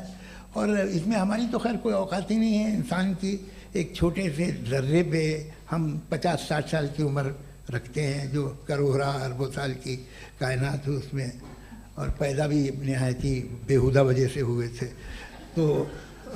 तो इसमें ये सोचना कि इसकी वजूहात और ये क्यों है, ये डिपेंडेंट है, ये हम देख रहे हैं। क्या मालूम, आप सोचिए कि ये जो फैल रही है कायनात, ये कहाँ फैल रही है, ये कहाँ जा रही है, और ये फैल क्यों रही है? अरे बना ली थी तुमने, रुको भैया, हाँ काफ़ी है। ये फैल क्यों रही है? ये और कौन सी कायनात जिसे मैं दूरबीन से देखता हूँ तो 2 बिलियन लाइट ईयर पे है, उससे मेरा कोई वास्ता ही नहीं है। 2 बिलियन ईयर यानी अगर मैं 80,000 माइल्स पर सेकेंड से चलूँ तो 20 करोड़ साल में वहाँ पहुँच जाऊँगा। इसकी ज़रूरत क्या थी? ये दुनिया, ये कायनात तो इंसान अशरफुल मखलूक़ात के लिए बनाई गई ना। तो ये सब ये टर्म समझ में नहीं आया, इसमें कोई ख़ास समझने वाली बात थी भी नहीं। ये जो अल्टीमेट कहा यह जाता है कि ये जो पूरी यूनिवर्स है, ये जो दुनिया है, ये इंसान के लिए बनाई गई। अच्छा, ये सब इंसान के लिए। क्यों साहब, सही है ना? बिल्कुल, लेकिन इसका ये मतलब नहीं कि किसी चीज के पीछे रीजन आपको नहीं पता तो रीजन नहीं है, इसे कहते हैं नहीं, मुझे नहीं पता, लेकिन मेरी जिम्मेदारी नहीं है। वो बिल्कुल सही कहा था उसने, बर्टन रसल ने। आपने उसे मजाक में टाल दिया कि भाई आप एक दावा कर रहे हैं, मैं क्यों कहूं कि ये गलत है दावा? आप प्रूफ कीजिए, मेरे पे जिम्मेदारी ही नहीं है, मैंने थोड़ी कहा है। आप प्रूफ कीजिए कि ये सही है। आप आर्ग्यूमेंट ऑफ कंटिंजेंसी का जवाब ही नहीं दे रहे हैं। पूछना चाहेंगे? आप सवाल पूछना चाहेंगे मुफ्ती साहब से? क्योंकि ये क्रॉस एग्जामिनेशन का दौर है। आप जैसे पहले बोल रहे थे फेथ को लेके कुछ, मैं ये पूछना चाहूँगा कि खुदा ने जो भी रेवलेशन किए हैं, एक मज़हब के नहीं बहुत से मज़हबों में किए हैं, अलग अलग रेवलेशन है।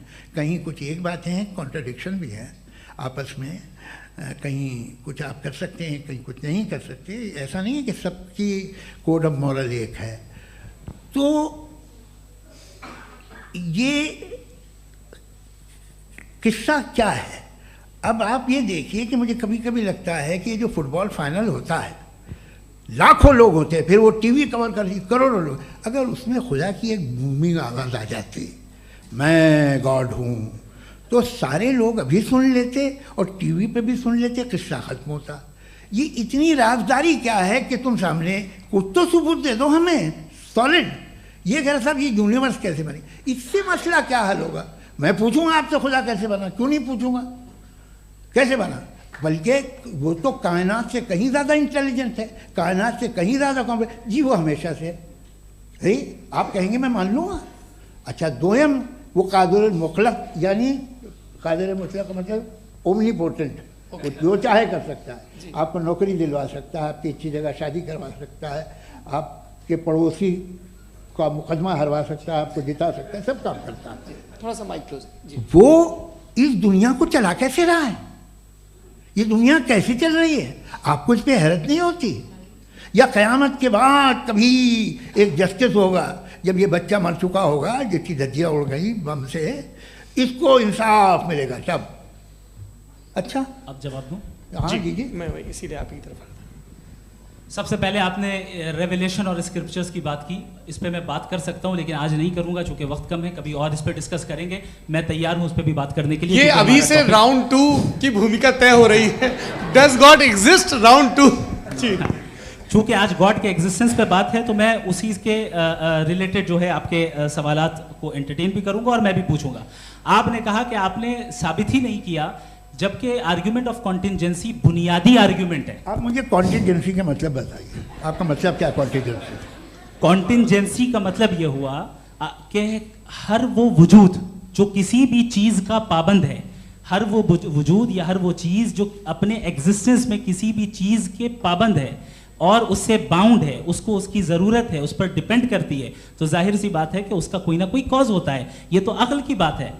ये आप रीजनिंग की बात करते हैं, मैं वही कर रहा हूं। दूसरी चीज आपने ये बात कही कि इतने बिलियन लाइट ईयर्स दूर है, उसका मेरा क्या लेना देना। फिर मेरे ख्याल से आपको ये नहीं कहना चाहिए I think therefore I am an atheist. आपको सोचना चाहिए, सिर्फ आप एक लिमिटेड दायरे में रहकर नहीं सोचें बल्कि बाहर निकलकर सोचें।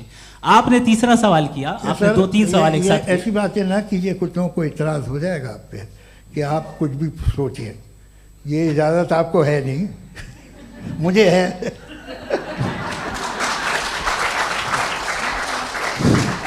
जी, आपने प्रॉब्लम ऑफ इविल के ताल्लुक से सवाल किया और बार बार आप एक लफ्ज रिपीट कर रहे हैं कि ओमनीपोटेंट गॉड है, ऑल पावरफुल गॉड है। यही तो दरअसल समझना है कि गॉड का कॉन्सेप्ट क्या है। प्रॉब्लम ऑफ इविल जो है, प्रॉब्लम ऑफ इविल दर हकीकत दो असम्पशंस पर कायम है। अगर आप इन दो असम्पशंस को समझ जाएं तो ये प्रॉब्लम नहीं रहेगी, आर्ग्यूमेंट आपको समझ में आ जाएगी कि ये कोलैप्स कर जाता है। पॉइंट नंबर 1, यानी जो आपका सबसे पहला फॉल्स असम्पशन है कि गॉड मर्सीफुल है, ओमनीपोटेंट है, दुनिया में जुल्म हो रहा है। लेकिन आपको ये समझना चाहिए कि हमारे वर्ल्ड व्यू के मुताबिक गॉड सिर्फ ओमनीपोटेंट और सिर्फ मर्सीफुल नहीं है, बल्कि वो ऑल वाइज भी है और वो ऑल नोइंग भी है। उसके हर काम के पीछे हिकमत और विजडम है। ये कोई जरूरी नहीं है कि वो हिकमत और विजडम आपको समझ में आए या मुझे समझ में आए।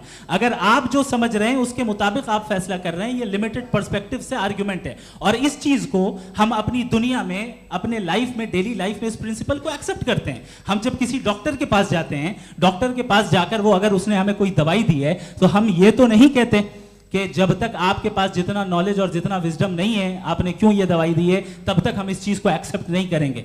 नहीं कहते, हम उसकी अथॉरिटी को तस्लीम करते हैं। क्यों? क्योंकि उसकी हम जानते हैं कि वो नॉलेजेबल है, वो विजडम वाला है, हमसे ज्यादा नॉलेज और हमसे ज्यादा विजडम है। बताएं सर। नहीं, डॉक्टर में और खुदा में बड़ा डिफरेंस है। डॉक्टर पढ़ा लिखा होता है, एक तो मैं उसकी बात सुनूंगा। दोनों ये नहीं, कुछ जवाब तो ये भी नहीं है सर। प्लीज, अगर सब ऑडियंस से बोलने लगेंगे तो फिर मतलब नहीं सिविलाइज्ड बहस का। मतलब आप ये कहें कि चूंकि आप डॉक्टर पे बिलीव करते हैं इसलिए खुदा पे बिलीव किए, क्या ये मिसाल आपको समझाने के लिए आर्गुमेंट है, इस पे आपको एतराज नहीं है। तो सिंपल बात ये है कि मैं अगर ये यकीन कर लूँ कि एक ओमनीपोटेंट, उसकी मसलहत है, ये जो बच्चे मर रहे हैं ये मसलहत है उसकी, मुझे नहीं चाहिए थी मसलहत। उसकी मसलहत नहीं, यही तो समझना है, मतलब एक्सपीरियंस। अच्छा, इस आपने अभी मेरी बात पूरी सुनी नहीं। मैंने कहा आपका पूरा आर्ग्यूमेंट दो फॉल्स असम्पशंस पर है। एक फॉल्स असम्पशन मैंने बता दिया, दूसरा फॉल्स असम्पशन ये है कि इस दुनिया में इविल के होने का कोई गुड रीजन नहीं है, जबकि हमारे पास बाज रीजंस मौजूद हैं, हमारे पास बाज वजूहात मौजूद हैं। अगर इस दुनिया में इविल ना हो तो आप गुड को डिफाइन कैसे करेंगे? अगर जुल्म ना हो आप इंसाफ को समझेंगे कैसे? अगर तारीकी ना हो तो आप लाइट को समझेंगे कैसे?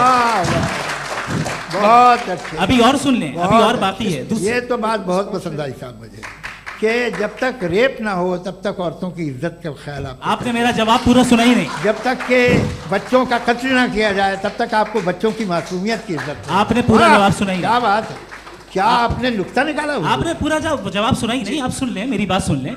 ये मैंने आपको एक चीज बताई। दूसरी चीज, इस दुनिया में हम आए हैं टेस्ट के लिए, हमारा टेस्ट हो रहा है और हर इंसान का अलग अलग अंदाज में टेस्ट होता है। और इस दुनिया में अगर इविल मौजूद है तो वो इविल जरिया है हमारे अंदर ह्यूमन नोबल क्वालिटीज को डेवलप करने का और अलग अलग फील्ड में प्रोग्रेस करने का। और अगर हमारे अंदर और इस दुनिया में इविल नहीं होता तो बताइए टेस्ट का मतलब क्या होता? अगर मैं अपने स्टूडेंट को एमसीक्यूज दूं और उसमें सिर्फ राइट आंसर लिख कर दे दूं और कहूं तुम्हारा टेस्ट हो गया, ये मीनिंगलेस है। इस दुनिया में अगर हम टेस्ट के लिए आए हैं तो जाहिर है गुड एंड इविल दोनों मौजूद है। तो अगर गुड एंड इविल दोनों मौजूद है तो ये इविल भी खुदा का बनाया हुआ है? जी हाँ, खुदा का बनाया हुआ है। लेकिन अच्छा, चलो अच्छी बात। जी बिल्कुल, तो बिल्कुल खुदा ने बनाया। अभी तो ये है कि जो मेजॉरिटी है दुनिया में वो इविल है, तो ये खुदा एक्चुअली इविल के साइड पे लग रहा है मुझे। बिल्कुल भी नहीं, मैं बताता हूं। मेजॉरिटी में तो वो है। क्या बात कर रहे हैं भाई आप?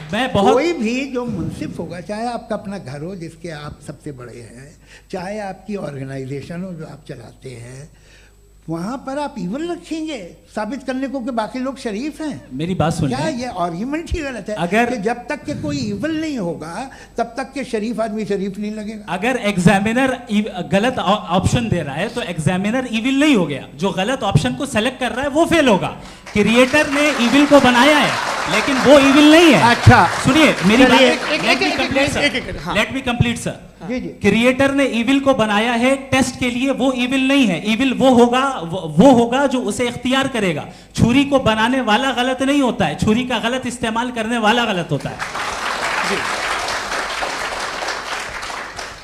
रेप को कैसे गलत इस्तेमाल करते हैं? इंसान के फ्री विल का नतीजा है।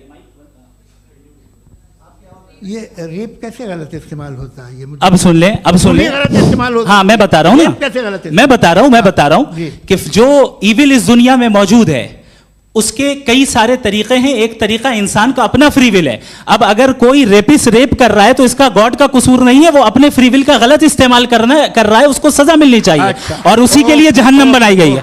ये फ्री विल का भी बड़ा चक्कर। आप जब कोई बुरा काम करते हैं या कोई बुराई होती है तो ये कहा जाता है कि ये फ्री विल है। 7 billion free wills are moving on this planet, 7 billion free will. और एक आदमी अपनी फ्री विल से मुझे कत्ल कर दे तो मैं खुदा की मर्जी से मरा हूँ कि इसकी फ्री विल की वजह से? मेरी मौत खुदा के हाथ है या ये फ्री विल वाले के हाथ है? खुदा ने फ्री विल का निजाम बनाया है और उस निजाम का गलत इस्तेमाल करके कोई आपको मार रहा है, इस्तेमाल करके मेरा कत्ल कर देता है। अब मेरी मौत का जिम्मेदार कौन है? वो इंसान जिम्मेदार है। वो इंसान जी। तो ये कहना कि और उसको सजा मिलेगी। तो अब आप आगे चलिए कि ये तय करना कि अल्लाह ही या अल्लाह ने खुदा ही जिंदगी देता है, खुदा ही मौत देता है, ये गलत है। बिल्कुल गलत नहीं है। हाँ, नहीं, निजाम उसी ने बनाया फ्री विल का, निजाम मौत और हयात का उसी ने बनाया। You are contradicting yourself. अभी आपने कहा कि एक आदमी ने फ्री विल से आपको मार दिया, इसमें उसे फ्री विल दी गई थी, उसने गलत इस्तेमाल किया। 7 billion free wills are moving on this planet और आप चाह रहे हैं कि मैं सिर्फ खुदा का ध्यान करूं। ये 7 बिलियन फ्री विल्स को मुझे लुक आफ्टर करना पड़ेगा कि नहीं? ये तो तबाहियां कर रही हैं और तबाहियां ज़्यादा हो रही हैं। बिल्कुल। तो अगर आप बताएं अगर खुदा नहीं है फॉर एग्जाम्पल, तो आप इविल को कैसे डिसाइड करेंगे? यानी how can you define evil objectively without God? देखिए, दुनिया में 2 तरह के जानवर हैं। एक जो अकेले रहते हैं जंगल में और एक जो ग्रुप्स में रहते हैं। ग्रुप में जो भी रहेगा, चाहे वो आपका फाउंडेशन हो, चाहे कोई क्लब हो, चाहे कोई पॉलिटिकल पार्टी हो, चाहे कोई यूनिट हो, उसमें आपको इंटरैक्ट करने के रूल बनाने पड़ेंगे। यानी लोग तय करेंगे। लोग तय करेंगे। अगर लोगों ने ये तय किया कि किसी का रेप करना सही है, आप जस्टिफाई करेंगे? नहीं, आपका फाउंडेशन तो ये हो गया ना कि लोग ही विल डिसाइड करेंगे। नहीं, अरे दुनिया में ऐसे ग्रुप्स हैं जो रेप को जायज़ मानते हैं सर्टेन हालात में। मैं डिटेल में नहीं जानूंगा, आप भी जानते हैं। ये जो आईसिस वाले थे, इन्होंने क्या किया था, तो उन्होंने क्या किया उसका खुदा से कोई ताल्लुक नहीं है सर। मैंने सिंपल सवाल किया कि इविल को आप डिफाइन करते कैसे हैं? आइए वापस आइए जी।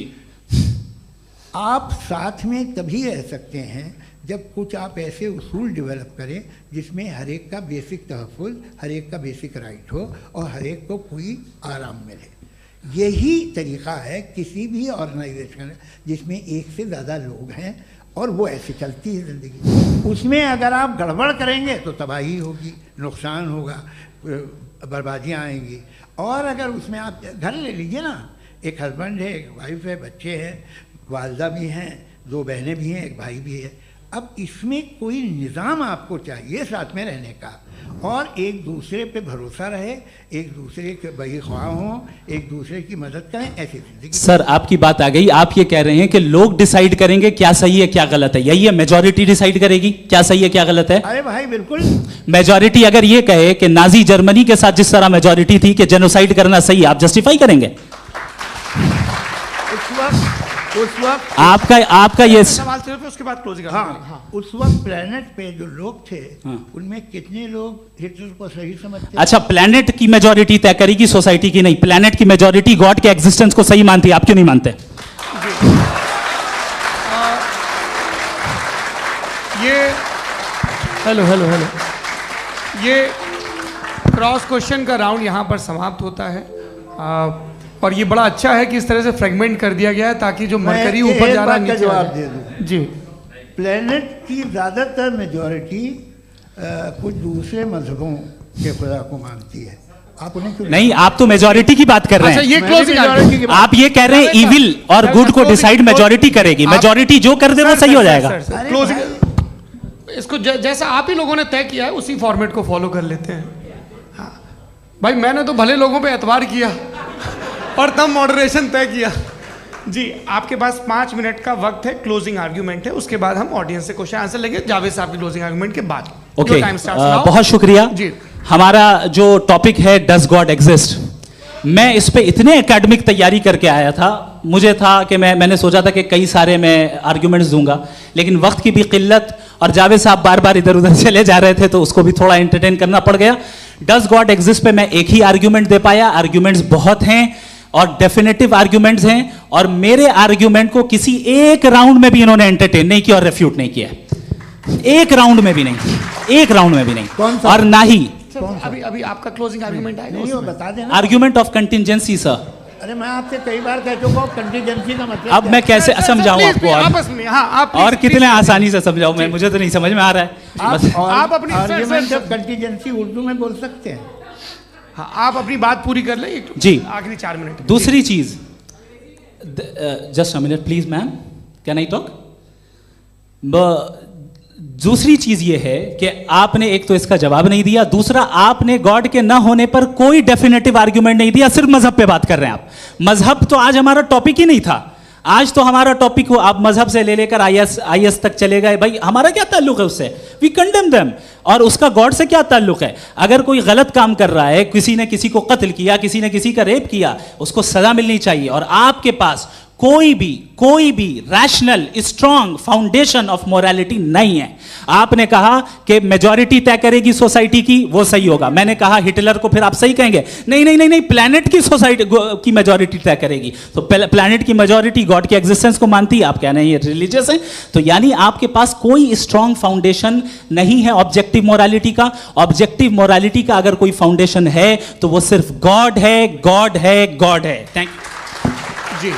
ये मुफ्ती शमाइल नदवी साहब का क्लोजिंग आर्ग्यूमेंट था। अब हमारे पास जी, मैं जी ये बड़ा अच्छा है कि दोनों लोगों को मॉडरेटर से शिकायत भी और बोल रहे भाई हमारी शाबाशी भी तो करते चलो। अब मेरी बात जी, आपके पास जावेद अख्तर साहब 5 मिनट का वक्त है, ये आपका क्लोजिंग आर्ग्यूमेंट है, टाइम रीसेट कर दें जी। देखिए, बहुत सारी बातें हैं। गॉड का डेफिनेशन दुनिया के किसी भी रिलीजन में है कि वो ओमनीपोटेंट है, वो ओमनीप्रेजेंट है, he is just, he is kind, he loves you and so on. मैं जब दुनिया देखता हूँ तो मुझे कोई ऐसा सुप्रीम पावर यहाँ दिखाई नहीं देती है जो इंसान की बहबूदी के लिए कुछ कर रही हो, कमज़ोर को बचा रही हो, मदद कर रही हो, जालिम को पीछे हटा रही हो। मैं नहीं देखा, तारीख़ में नहीं। एक तो अगर है और ये देख रहा है तमाशा, तो उसका होना न होना बराबर है। दोयम ये कि ये जो है, जब आप ये कहते हैं कि कायनात जिसकी कंटीजेंसी है, मैं देखिए वो लफ्ज़ इस्तेमाल किया मैं, तो ये कैसे हो सकती है भाई? और फ़ौरन आप सरेंडर कर देते हैं कि जाहिर है कि इसका बनाने वाला तो इससे 10,000 गुना ज़्यादा कॉम्प्लिकेटेड होगा। उस पर आपके होने पे कोई इतराज़ नहीं है, उसे वो टाइमलेस है, वो पहले से था, टाइम तो बहुत बाद में आया। ये सब आप मानने को तैयार है जिसका आपके पास कोई सबूत नहीं, आपके पास कोई रीज़न नहीं है। आपकी तारीख क्या है मज़हबों की?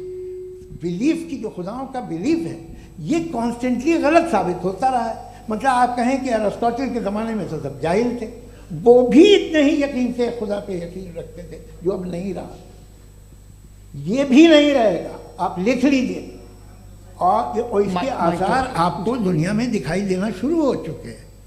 ये बहस क्या आज से 100 साल पहले इस तरह हो सकती थी? यहाँ तक तो आपको हम ले आए हैं। तो सर अरे इनको मदद की ज़रूरत नहीं भाई, ये सेल्फ सफिशिएंट आदमी है, आप क्यों इनकी मदद कर रहे हैं? Sir please. तो ये जो है तमाम बातें अपनी जगह हैं, ये एक पैकेज है। आप अकेले, कोई आदमी ऐसा नहीं जो सिर्फ गॉड को मानता हो, उसके साथ बहुत पैराफर्नेलिया आता है, अलग अलग पैराफर्नेलिया आते हैं। They have always created chaos in the society. मैं तो आपको सीधा ऑफर देता हूँ कि दुनिया में 10 इम्पॉर्टेंट बिलीव्स हैं। आप एक मानते हैं, 9 नहीं मानते, 9 में आप एथियस्ट हैं, 9 को आप बिल्कुल रीजनेबली मेरी तरह देखते हैं। तो 90 मजहबी आदमी भी 90% एथियस्ट है, वो दूसरे खुदा नहीं मानता, एक खुदा मानता है अपना वाला, बाकियों को कहता है गलत है। अगर आप मानना ही बंद कर दें तो आपका 10% चांस है कि आप सही हैं और 90% चांस है कि आप गलत हैं। मेरा मशवरा है, आप मानना छोड़ दिए तो 50% चांस होगा कि आप सही हैं और 50% चांस होगा, 40% आप गेन करेंगे बाय बिकमिंग एन एथीस्ट।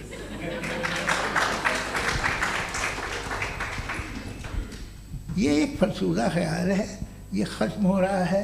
हो सकता है मेरी ज़िंदगी में ना हो, लेकिन ये हो जाएगा। जो बातें ये इनको आप मेटाफिज़िकल ये वो ऐसे रिस्पेक्टेबल टर्म दे दिए, ये तो उन लोग के हैं जिन्हें ना फिज़िक्स मालूम थी ना मेटा मालूम था, ये उन्होंने आपको दिए हैं। जी बहुत शुक्रिया आप दोनों लोगों का। और अब इस बातचीत का आखिरी राउंड शुरू होगा, डज गॉड एग्जिस्ट की ये बहस मुफ्ती शमाइल नदवी और जावेद अख्तर साहब के बीच। आप लोग अपने अपने हाथ ऊपर करेंगे, मैं यहाँ से तय करूँगा। और माइक हमारे पास है क्या? एक ही माइक है ऑडियंस के लिए? 2 माइक है, एक इस तरफ एक इस तरफ, ठीक है। तो जी सबसे पहले हमारी सहयोगी हैं मारिया शकील जी, पूछिए सवाल। थोड़ा सा रुकेंगे ताकि कैमरे का फ्रेम आप पर आ जाए, आपकी तो प्रैक्टिस है टीवी की। जी नदवी साहब, मैं खुदा को मानती हूँ, पहले मैं इसी प्रमाइस से शुरू कर रही हूँ और ये बता रही हूँ आपको, मैं मानती हूँ। लेकिन कुछ सवाल हैं जो जावेद साहब ने उठाया, उसका जवाब आपको देना चाहिए। पहला सवाल ये कि गज़ा में सालों से छोटे बच्चे मर रहे हैं, वो उनको अगर खुदा मर्सीफुल है, हम मानते हैं कि अल्लाह ताला में बहुत ताकत है, तो वो बच्चे क्यों मर रहे हैं? दूसरी बात ये कि अगर कंटिजेंसी की जो आप बात करते हैं, पूरे मुस्लिम ममालिक मिल कर के भी उन गज़ा के बच्चों को क्यों नहीं बचा पा रहे हैं? क्योंकि अगर वो चाहते, क्योंकि अल्लाह ताला उन पर हुकूमत करते हैं, सब पर हुकूमत करते हैं, तो वो उनको क्यों नहीं बचा? जी थैंक यू वेरी मच। बहुत अच्छा किया आपने इस चीज़ को जिक्र कर दिया, मैं इसको और अच्छे से एक्सप्लेन करने की कोशिश करता हूँ।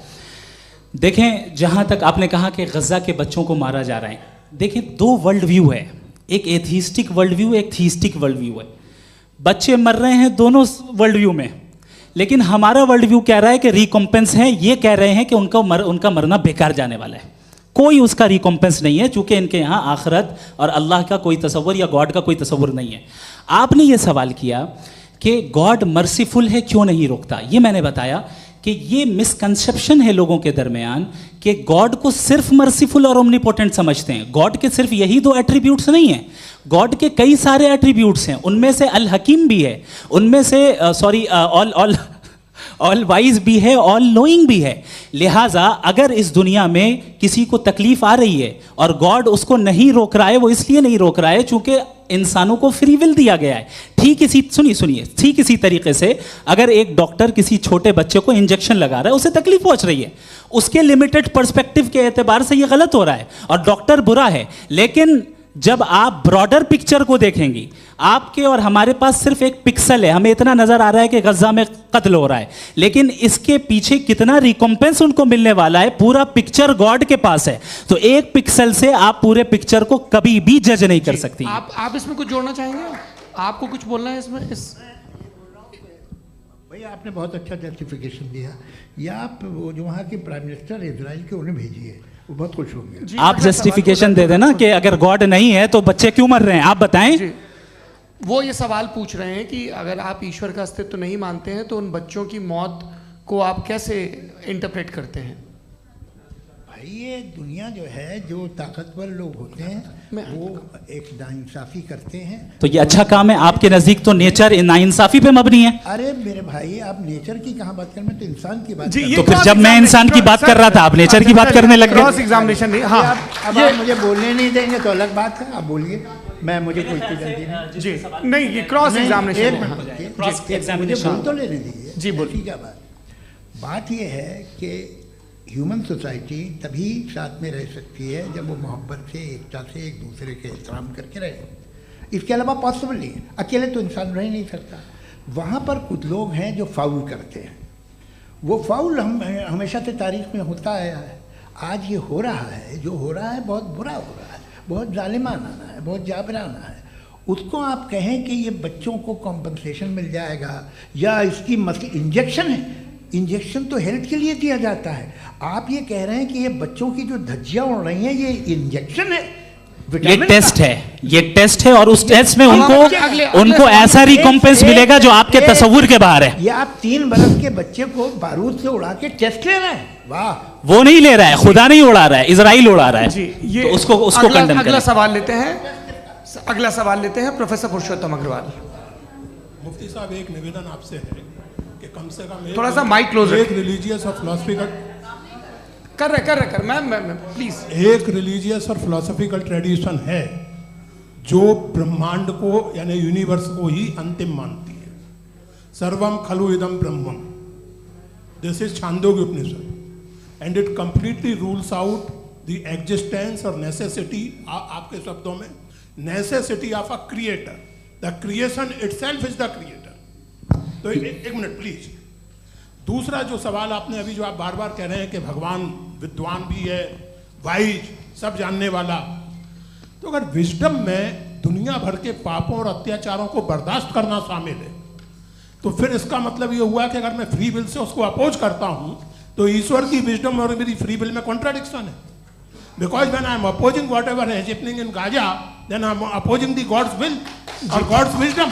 जवाब लेते हैं तो गॉड की विजडम में, एक मिनट सर प्लीज सर, ये एक जुमला, गॉड की विजडम है कि गाजा में जो कुछ हो रहा है वो हो रहा है, मैं उसका अपोज कर रहा हूं, तो मैं गॉड की विजडम के खिलाफ जा रहा हूं। एक सवाल। दूसरा ये नहीं, आपने 2 ऑलरेडी। सर आप और सवाल कर लें, लेकिन मुझे 2 जवाब दे। पहले आपने ये कहा, सुनिए मेरी बात सुनिए। इजराइल के गॉड के मुताबिक तुम्हारा ठीक हो रहा है ना? नहीं हो रहा है, ठीक नहीं हो रहा है। मैं बता रहा हूँ क्या हो रहा है, आप तशरीफ रखिए, मैं बता रहा हूँ क्या हो रहा है। Let me complete please. एक सेकंड गाइस, एक सेकंड। ये देखिए, ऐसा है कि ये सब बड़ा आपस में विचार विमर्श के बाद ये तय हुआ था कि कुछ नियम बना लिए जाएं ताकि एक टाइम बाउंड बातचीत चले। और भाई साहब, आप बड़ा जरूरी काम कर रहे हैं, लेकिन कैमरे के फ्रेम में आके उस काम को गड़बड़ कर दे रहे हैं। ठीक है गुरु, अब मेरे को कहीं का गुस्सा कहीं निकालना था, सॉरी। नहीं, कोई गुस्सा नहीं है जी। तो प्रोफेसर ने सवाल पूछे, आप उनके जवाब दें, और थोड़ा ये सब लोग थोड़ा ख्याल रखें भाई, सवाल संक्षिप्त रखें जी। आपने 2 सवाल किए। सबसे पहला ये कहा कि हमारे पास ये कॉन्सेप्ट है कि ये यूनिवर्स खुद नेसेसरी बीइंग है, creation itself is the creator.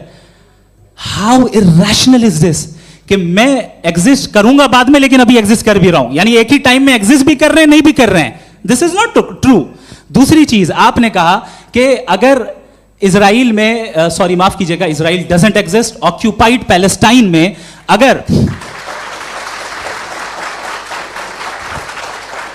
अगर ऑक्यूपाइड पैलेस्टाइन में बच्चों को मारा जा रहा है फ्री विल की वजह से और गॉड नहीं रोक रहा, ये कॉन्ट्रडिक्शन है। ये बताइए कि एक एग्जाम में एक बच्चा गलत आंसर लिख रहा है, सुनिए, एग्जामिनर चाहे तो रोक सकता है, क्यों नहीं रोक रहा है? ये कॉन्ट्रडिक्शन है, ये कॉन्ट्रडिक्शन नहीं है। नहीं सर, ये आपस में जी, ये क्या आपका सवाल? माइक दीजिए। फ्री विल दिया गया है टेस्ट के लिए, अकाउंटेबिलिटी के लिए। अगर फ्री विल नहीं होता तो आप कहते हैं हमें रोबोट बना दिया गया। नॉट मिसरिप्रेजेंट माय पोजीशन, आपकी जो भी पोजीशन, मैं अपनी फ्री विल के नाते, अपने ह्यूमन विजडम के नाते गाजा में हो रही अत्याचार का विरोध करता हूं। बिल्कुल करना चाहिए। आपके हिसाब से मैं गॉड की विजडम का विरोध कर रहा हूं? बिल्कुल नहीं, जो हो रहा है गॉड की, बिल्कुल भी नहीं, बिल्कुल भी नहीं।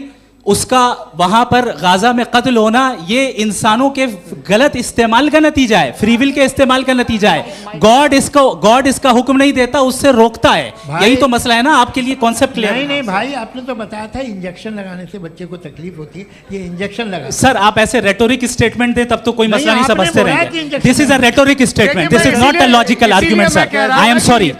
आखिरी 30 मिनट बड़े मुश्किल होने वाले हैं जी। मुफ्ती साहब आगे बैठे हैं, इनको माइक दीजिए। हाँ तरुण, माइक आप अपने पास रखिए, आपको कैमरे का फ्रेम पता है जी। सबसे पहले दोनों को मुबारकबाद। एक सर अपना आप नाम बता दें। आप अमेरिका में शिकागो में रहते हैं, इतना मुझे याद है। बताया आपको, यासिर नदीम अलवाजदी मेरा नाम है। जावेद सर, आपसे एक क्वेश्चन है इन्फिनिट रिग्रेस के ताल्लुक से। एक हाइपोथेटिकल सिनेरियो है, मसलन अगर आप सर माइक थोड़ा सा प्लीज क्लोज रखिए जी।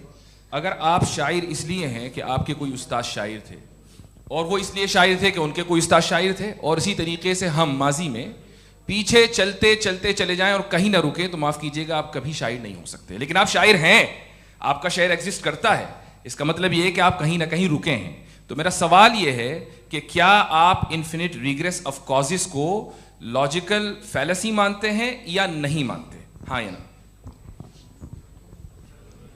मैं इन्हें लॉजिकल फैलेसी नहीं मानता हूँ, लेकिन मेरा प्रॉब्लम यह है कि जब मैं नहीं मानता हूँ तो I will continue with this logic जो फैलेसी नहीं हो। आप एक जगह रुक जाते हैं जाके, आप कहते हैं ये गेंद कैसे बनी, ये जजीरा कैसे बना, ये समंदर कैसे बना, ये ज़मीन कैसे बनी, और अचानक गॉड पे जाके आपको ब्रेक लग जाता है। एक बार आप सवाल नहीं करते कि भाई इनको बनाने वाला तो इनसे भी कॉम्प्लिकेटेड होगा, वो कैसे बना, उसके बारे में आपने इत्मीनान कर लिया, वो हमेशा से है। तो अगर आप उसे हमेशा से मानते हैं तो फिर ये मान लीजिए कि कायनात हमेशा से है, क्या तकलीफ है? फिर हम वजूद में नहीं आते जी हैं? हम मौजूद नहीं। अच्छा सर क्यों नहीं हो सकते? मैं बताऊंगा प्लीज प्लीज। जैसे मैंने मिसाल दी आपके शेर में, आपका शेर कभी वजूद में ना आता अगर शायर इसी तरह चलते रहते हमेशा। जी माइक मेरे ख्याल से एक सेकंड। इन्फिनिट रिग्रेस का कॉन्सेप्ट क्लियर नहीं हो पाया, ऐसे रहने दें, लेट्स मूव ऑन सर। ठीक है, हाँ थोड़ा सा मॉडरेटर का भी ख्याल रखें। नहीं आपने तो रखा है, आपने रखा है। यहाँ पे गौहर रजा साहब हैं, वो भी एक सवाल पूछना चाहते हैं। माइक नीचे से ऑन कर दिए, नीचे। पहले तो ये कह दूं कि मैं उन बच्चों से शर्मिंदा हूं जिनको गज़ा में कत्ल किया गया, क्योंकि हमारे होते हुए कत्ल किया गया। लेकिन उससे ज़्यादा शर्मिंदगी इस बात से हुई कि मुझे लगा कि मुफ्ती साहब उसको जस्टिफाई कर रहे हैं। बिल्कुल भी नहीं, आप बहुत ही गलत। मुझे लगा मैं गलत हो सकता हूं, बिल्कुल गलत। मैं सवाल पूछ रहा हूं, सवाल मैं सवाल पूछ रहा हूं। मैं जावेद भाई से डिसएग्री करता हूं। एक सेकंड देखिए, अगर देखिए ऐसा, एक सेकंड आप सर वेट, अरे आप कुछ मेरे पहले मुझे अपनी बात कह लेने दीजिए। अगर ऑडियंस तय करेगी तो फिर मॉडरेटर का मतलब नहीं। मेरा आप सबसे ये कहना है, ये बहस दो लोगों के बीच में है, एक तरफ मुफ्ती साहब, एक तरफ जावेद साहब। पिछले 1.5 घंटे से ये लोग अपने अपने तर्क रख रहे हैं। आपकी इनसे इत्तेफाकी हो सकती है, ना इत्तेफाकी हो सकती है। मेरे उस्ताद मुझे सिखा गए हैं कि मुखामुखम में असहमति की गुंजाइश बची रहनी चाहिए। अगर मैं आपकी बहुत इज्जत करता हूँ गौहर साहब, आपने जो कमाल की किताबें लिखी, साइंटिफिक टेम्परामेंट, लेकिन मेरी ये गुजारिश है आप सबसे कि यदि आप इन लोगों ने जो बोला उन पर टिप्पणियां करेंगे तो ना वक्त की पाबंदी रहेगी, ना वो अनुशासन। आप सवाल पूछ लें, उस सवाल में जो बात आ जाए वो आ जाए।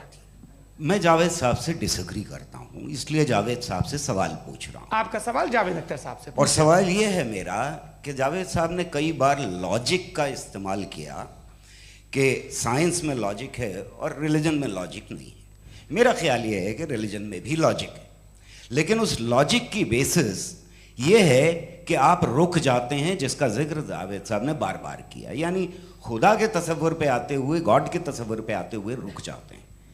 और इसमें सवाल पूछना मतलब फॉरबिडन होता है।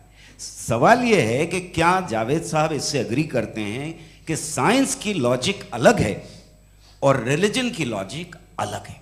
बताइए सर। देखिए, 3 चीज़ें हैं, साइंस है, एक है मंतिक है, इस्तिदलाल है, और एक जो है कुछ भी नहीं है, फेथ है, अकीदा है। मैं अकीदे की लॉजिक का कायल नहीं हूँ। मुझे आप इस्तिदलाल से, लॉजिक से, रीज़न से समझाइए, मैं मानने को तैयार हूँ, मेरा क्या नुकसान होगा। लेकिन ये कि अकीदे पे मैं नहीं जा सकता हूँ। अकीदे का मतलब है कि तुम ये मान लो, सवाल ना करो, ये नहीं। आप सारी बातें करके, बड़ी साइंटिफिक बातें करके एक जगह जाके खुदा के वजूद पे रुक जाते हैं, सरेंडर कर देते हैं। मैं सरेंडर करने को तैयार नहीं। That's all. जी, ये आगे सर बैठे हुए हैं, इनको माइक दीजिए। भाई वो आप पूछना चाह रहे थे ना भाई? हाँ, नहीं मैं ये थैंक यू जी। आपका नाम? आसिम इफ्तिखार। आसिम जी, पूछिए। सर, जावेद सर से सवाल है कि आपने अपने माइक थोड़ा करीब अपने क्लोजिंग स्टेटमेंट में ये बात कही थी कि मज़हब का जो फ्यूचर है वो ज़्यादा दिन नहीं जाने वाला है। लेकिन मैं देख पा रहा हूँ कि जो ऑक्सफोर्ड यूनिवर्सिटी की एक स्टडी है 2011 में हुई है, जिसके 50 एकेडमिशियंस ने इसको अंजाम दिया था, उसमें वो ये कहते हैं कि जो फेथ इन गॉड है वो इनबिल्ट है ह्यूमन नेचर के अंदर, जिसको हम कहते हैं फितरत के अंदर शामिल है वो। और वो ये कहते हैं कि अगर कोई ये समझता है कि मज़हब को वो ख़त्म कर देगा तो ये उसकी गलत फहमी है। तो आप इसके बारे में, इस स्टडीज़ के बारे में क्या कहते हैं? ठीक है, मैं उनसे एग्री नहीं करता हूँ। वो कौन से प्रोफेसर होंगे? ऐसा उनके पास डेटा है, इन्होंने डेटा के बेसिस होगा। डेटा क्या हो सकता है? फ्यूचर का डेटा तो नहीं हो सकता ना उनके पास। प्रेजेंट का डेटा हो सकता है। डेटा आपने सुना 100 साल पहले का बाद का डेटा, मैंने तो नहीं सुना आज तक। तो आज उनकी ये राय है और होगी राय, ठीक है, दुनिया में तरह तरह की राय है लोग, लेकिन मैं समझता हूँ कि वक्त के साथ इंसान ज़्यादा से ज़्यादा रीज़नेबल और लॉजिकल होता जा रहा है।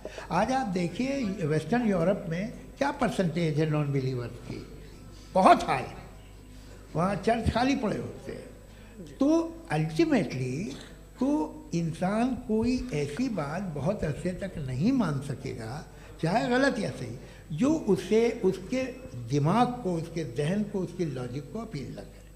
वो कह रहे हैं तो ऑक्सफोर्ड के होंगे तो कैम्ब्रिज के होंगे, तो मुझे क्या लेना देना, उनका डेटा मुस्तकबिल का नहीं हो सकता है। जी दीपक, हाँ पूछिए।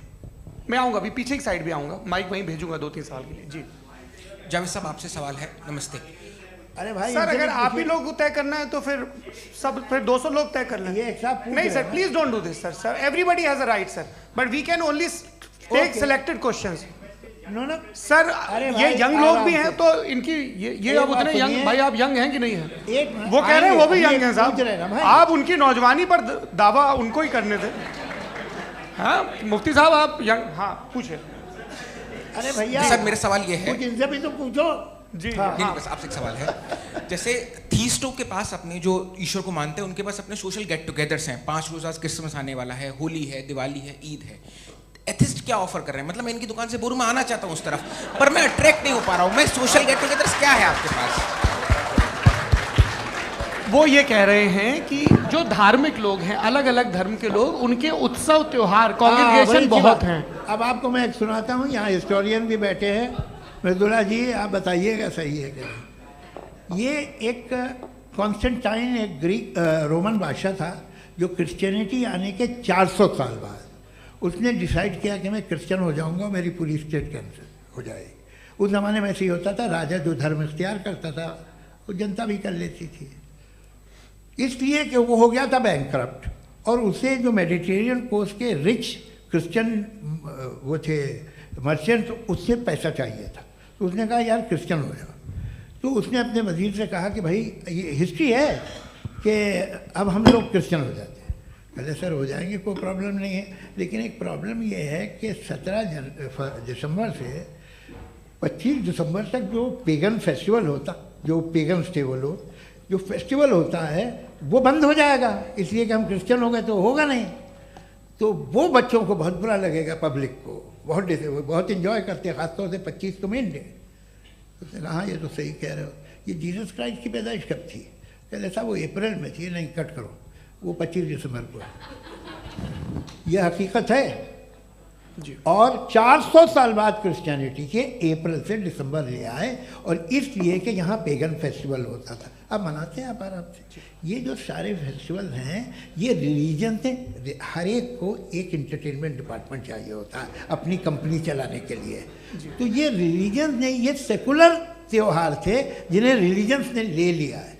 ये मौसम के थे, फसलों के थे, किसानों के थे, उसको आपने लेके रिलीजियस रंग दे दिया। ये कोई रिलीजन से थोड़ी आए आप। अच्छा हमें देखिए, हम तो मुल्द हैं, हम ईद मनाते हैं, हम दिवाली मनाते हैं, हम होली मनाते हैं, हम क्रिसमस मनाते हैं।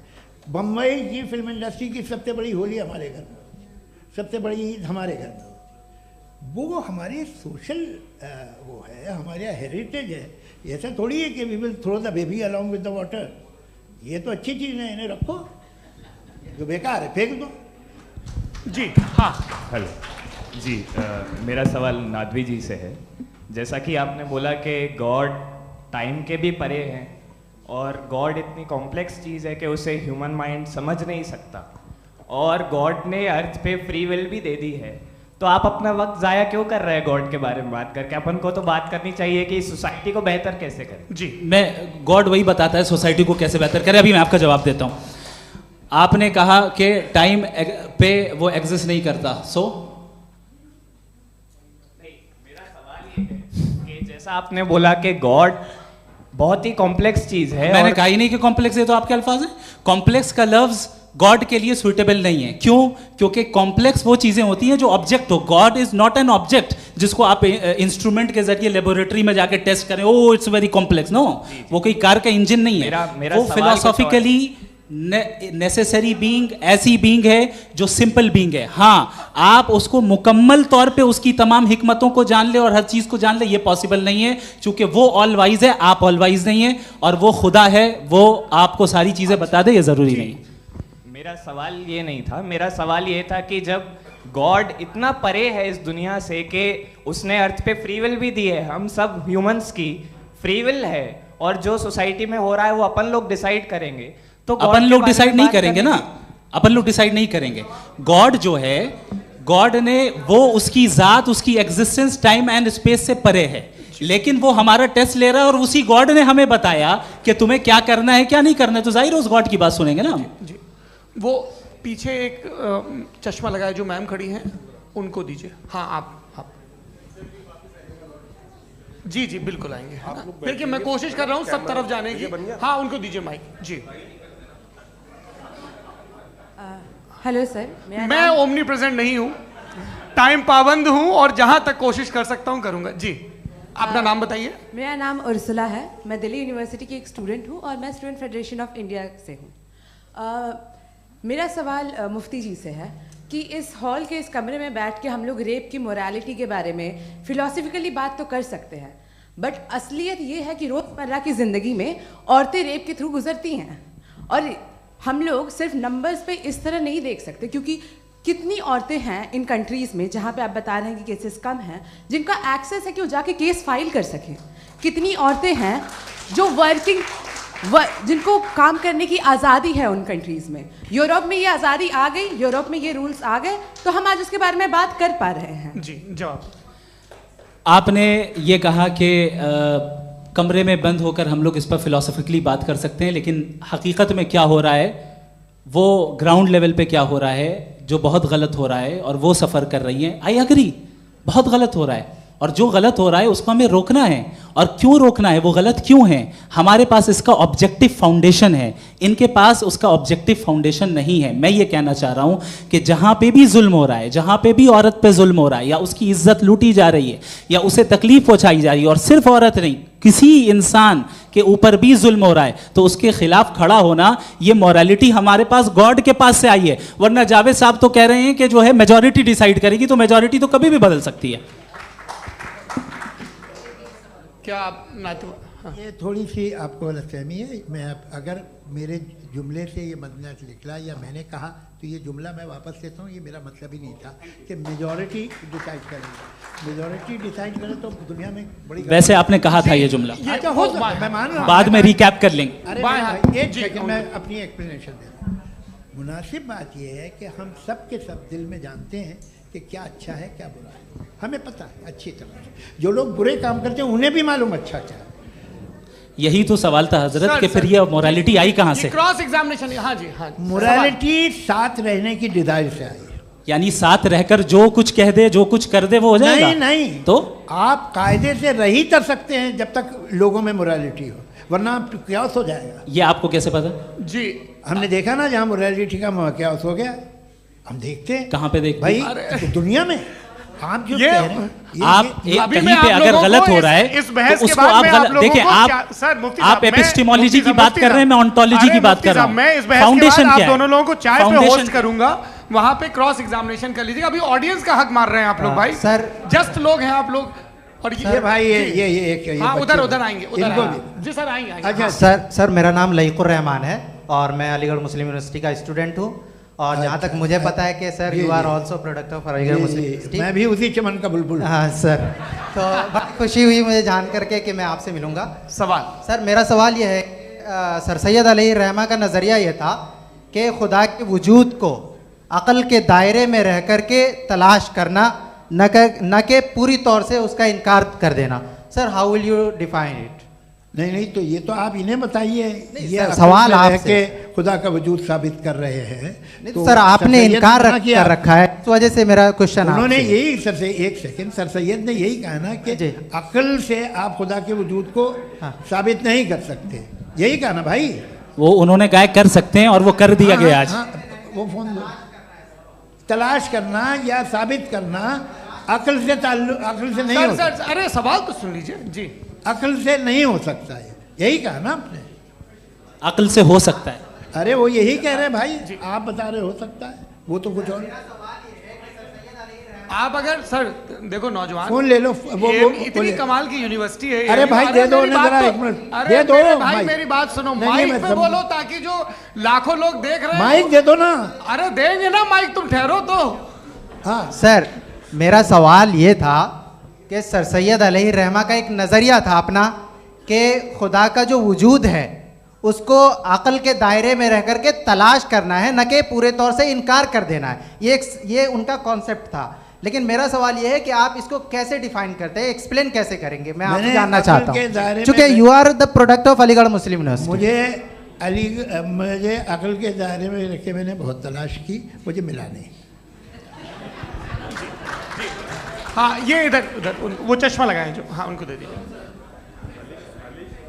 जी जी फटाफट पूछिए, बस 5 मिनट है, 5 मिनट में खत्म हो रहा है। हाँ अस्सलाम वालेकुम मुफ्ती साहब। एंड मेरा सवाल जावेद अख्तर साहब से। क्या नाम है आपका? अरे भैया सब मुझे पूछ रहे हो।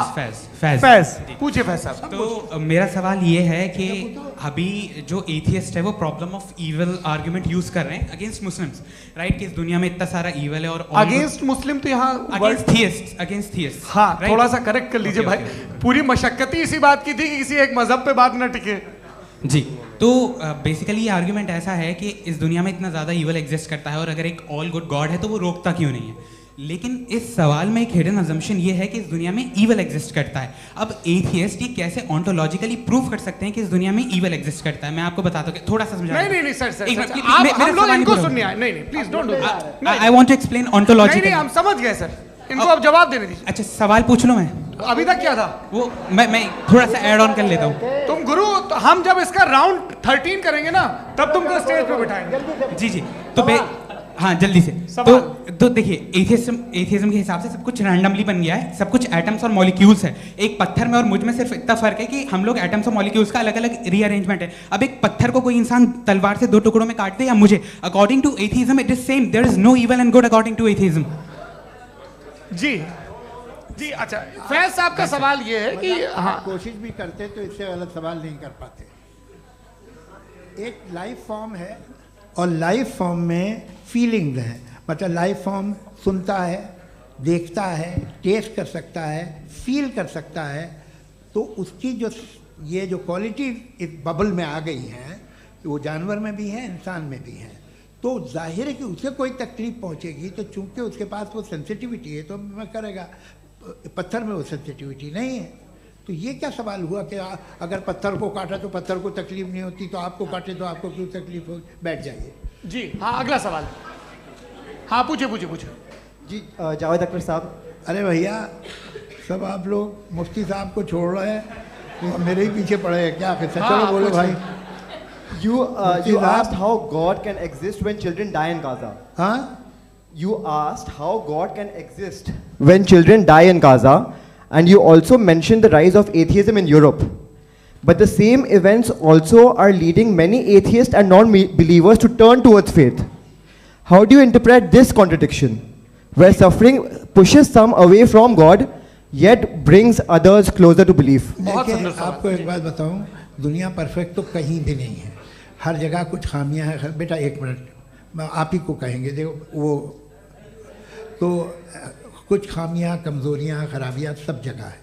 लेकिन अगर देखोगे ईमानदारी से कि दुनिया सबसे ज़्यादा महज़ब कहाँ है, एक आम शहरी को कहाँ हुकूक हासिल हैं, वो बोल सकता है, अपनी मर्ज़ी से काम कर सकता है, अपनी मर्ज़ी से राय दे सकता है, हुकूमत के ख़िलाफ़ बोल सकता है, बरसरे इक़्तिदार लोगों के बारे में बोल सकता है, सरमायादारों के ख़िलाफ़ बोल सकता है। तो आपको ये स्कैंडिनेवियन कंट्रीज़ में मिलेगा, वेस्टर्न यूरोप में मिलेगा। मैं नहीं कह रहा वो परफेक्ट है, बिल्कुल नहीं, वहाँ बहुत ख़राबियाँ भी हैं, परफेक्ट तो कोई। लेकिन जिन जिन मुल्कों में, लैटिन अमेरिका देखो, गल्फ़ देखो, वहाँ पर आपको ये ज़रूर है कि रेप नहीं होते होंगे। रेप की ज़रूरत क्या है भाई? उसको तो ख़रीद लो, घर में रखो, सड़क पर रेप करने की क्या ज़रूरत है? मगर सुनिए, मगर हकीकत ये है कि वहाँ शख्सी आज़ादी राय देने की, बोलने की नहीं है। जी, ये एक आखिरी सवाल मुफ्ती साहब से। हाँ मैम, इनको माइक दीजिए। शुक्रिया। मेरा नाम मनीषा है, मैं हरियाणा से आई हूँ। मैं मुफ्ती साहब से एक बात पूछना चाहती हूँ। आप बार बार जावेद साहब को कॉन्ट्राडिक्ट तो कर रहे हैं कि आपने ये कहा, लेकिन आप भी अजम्पशंस के बेसिस पे बात कर रहे हैं। आपने खुदा के होने का कौन सा प्रूफ पेश किया है खुदा की एग्जिस्टेंस का? अब इस सवाल को अलग रहने दीजिए, कौन एथीस्ट है कौन नहीं है। और दूसरी बात जो आपने एक छोटी सी कही थी कि ये फ्री विल का इस्तेमाल करता है इंसान अपनी, लेकिन इस फ्री विल का इस्तेमाल में मतलब खुदा ने ये दे दी सबको ये इजाज़त कि वो कितना घिनौनापन और कितने ज़्यादा ख़राब से ख़राब तरीके इस्तेमाल कर सकता है। जवाब सुनते जी। आप फ्री विल को मानती है ना, या अब कहती है कि फ्री विल नहीं है ना? मानती है ना? तो अब आपके पास इसका कोई एक्सप्लेनेशन नहीं है कि अगर एक इंसान उस फ्री विल का इस्तेमाल करके गलत काम कर रहा है और बच के अच्छी ज़िंदगी गुजार के निकल जा रहा है, उसका कोई रिकम्पेंस नहीं है। हमारे वर्ल्ड व्यू में जो इंसान गलत काम कर रहा है उसको भी रिकम्पेंस यानी उसका बुरा बदला मिलना है, और जो सही काम कर रहा है उसको सही बदला मिलना है। लिहाजा जो फ्री विल है वो इस तरीके से है कि एक लिमिटेड टाइम तक खुदा ने मोहलत दी है। ऐसा नहीं कि छूट दे दी, जो करना है करते रहो हमेशा। वक्त आएगा जब एग्जाम का टाइम खत्म होगा तब रिजल्ट आएगा। दौराने एग्जाम जबरदस्ती आपको नहीं बताया जाएगा। अरे भाई एक सेकंड, जी एक सवाल मुफ्ती साहब से मेरा। मुफ्ती साहब से जी, हाँ, रुक जाइए। आपसे फोन, आप इसके बाद आपसे यहीं रहेंगे वो। हाँ, बोलिए। मैं मुफ्ती साहब एक ही सवाल करता हूँ कि अगर जो हो रहा है फ्री विल से हो रहा है और एक दिन बरोज़ क़यामत इंसाफ होगा मैशर में वगैरह वगैरह, तो दुआ क्यों मांगते हैं लोग? दुआ मांगते हैं इसके मतलब है अभी भी उसने ये डिपार्टमेंट रखा है कि मैं रोज़मर्रा की ज़िंदगी में बिल्कुल बिल्कुल ही कैन।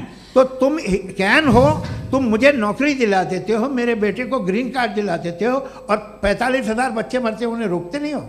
नहीं तो क्या आप ये कह रहे हैं कि इस दुनिया में जालिमों को कभी पकड़ ही नहीं होती है? अरे जो भी पकड़ होगी वो बच्चे रोते हैं। बिल्कुल, देखिए मैंने अपने ओपनिंग स्टेटमेंट में यही कहा था कि जनाब जावेद साहब सिर्फ इमोशनल आर्गुमेंट देंगे।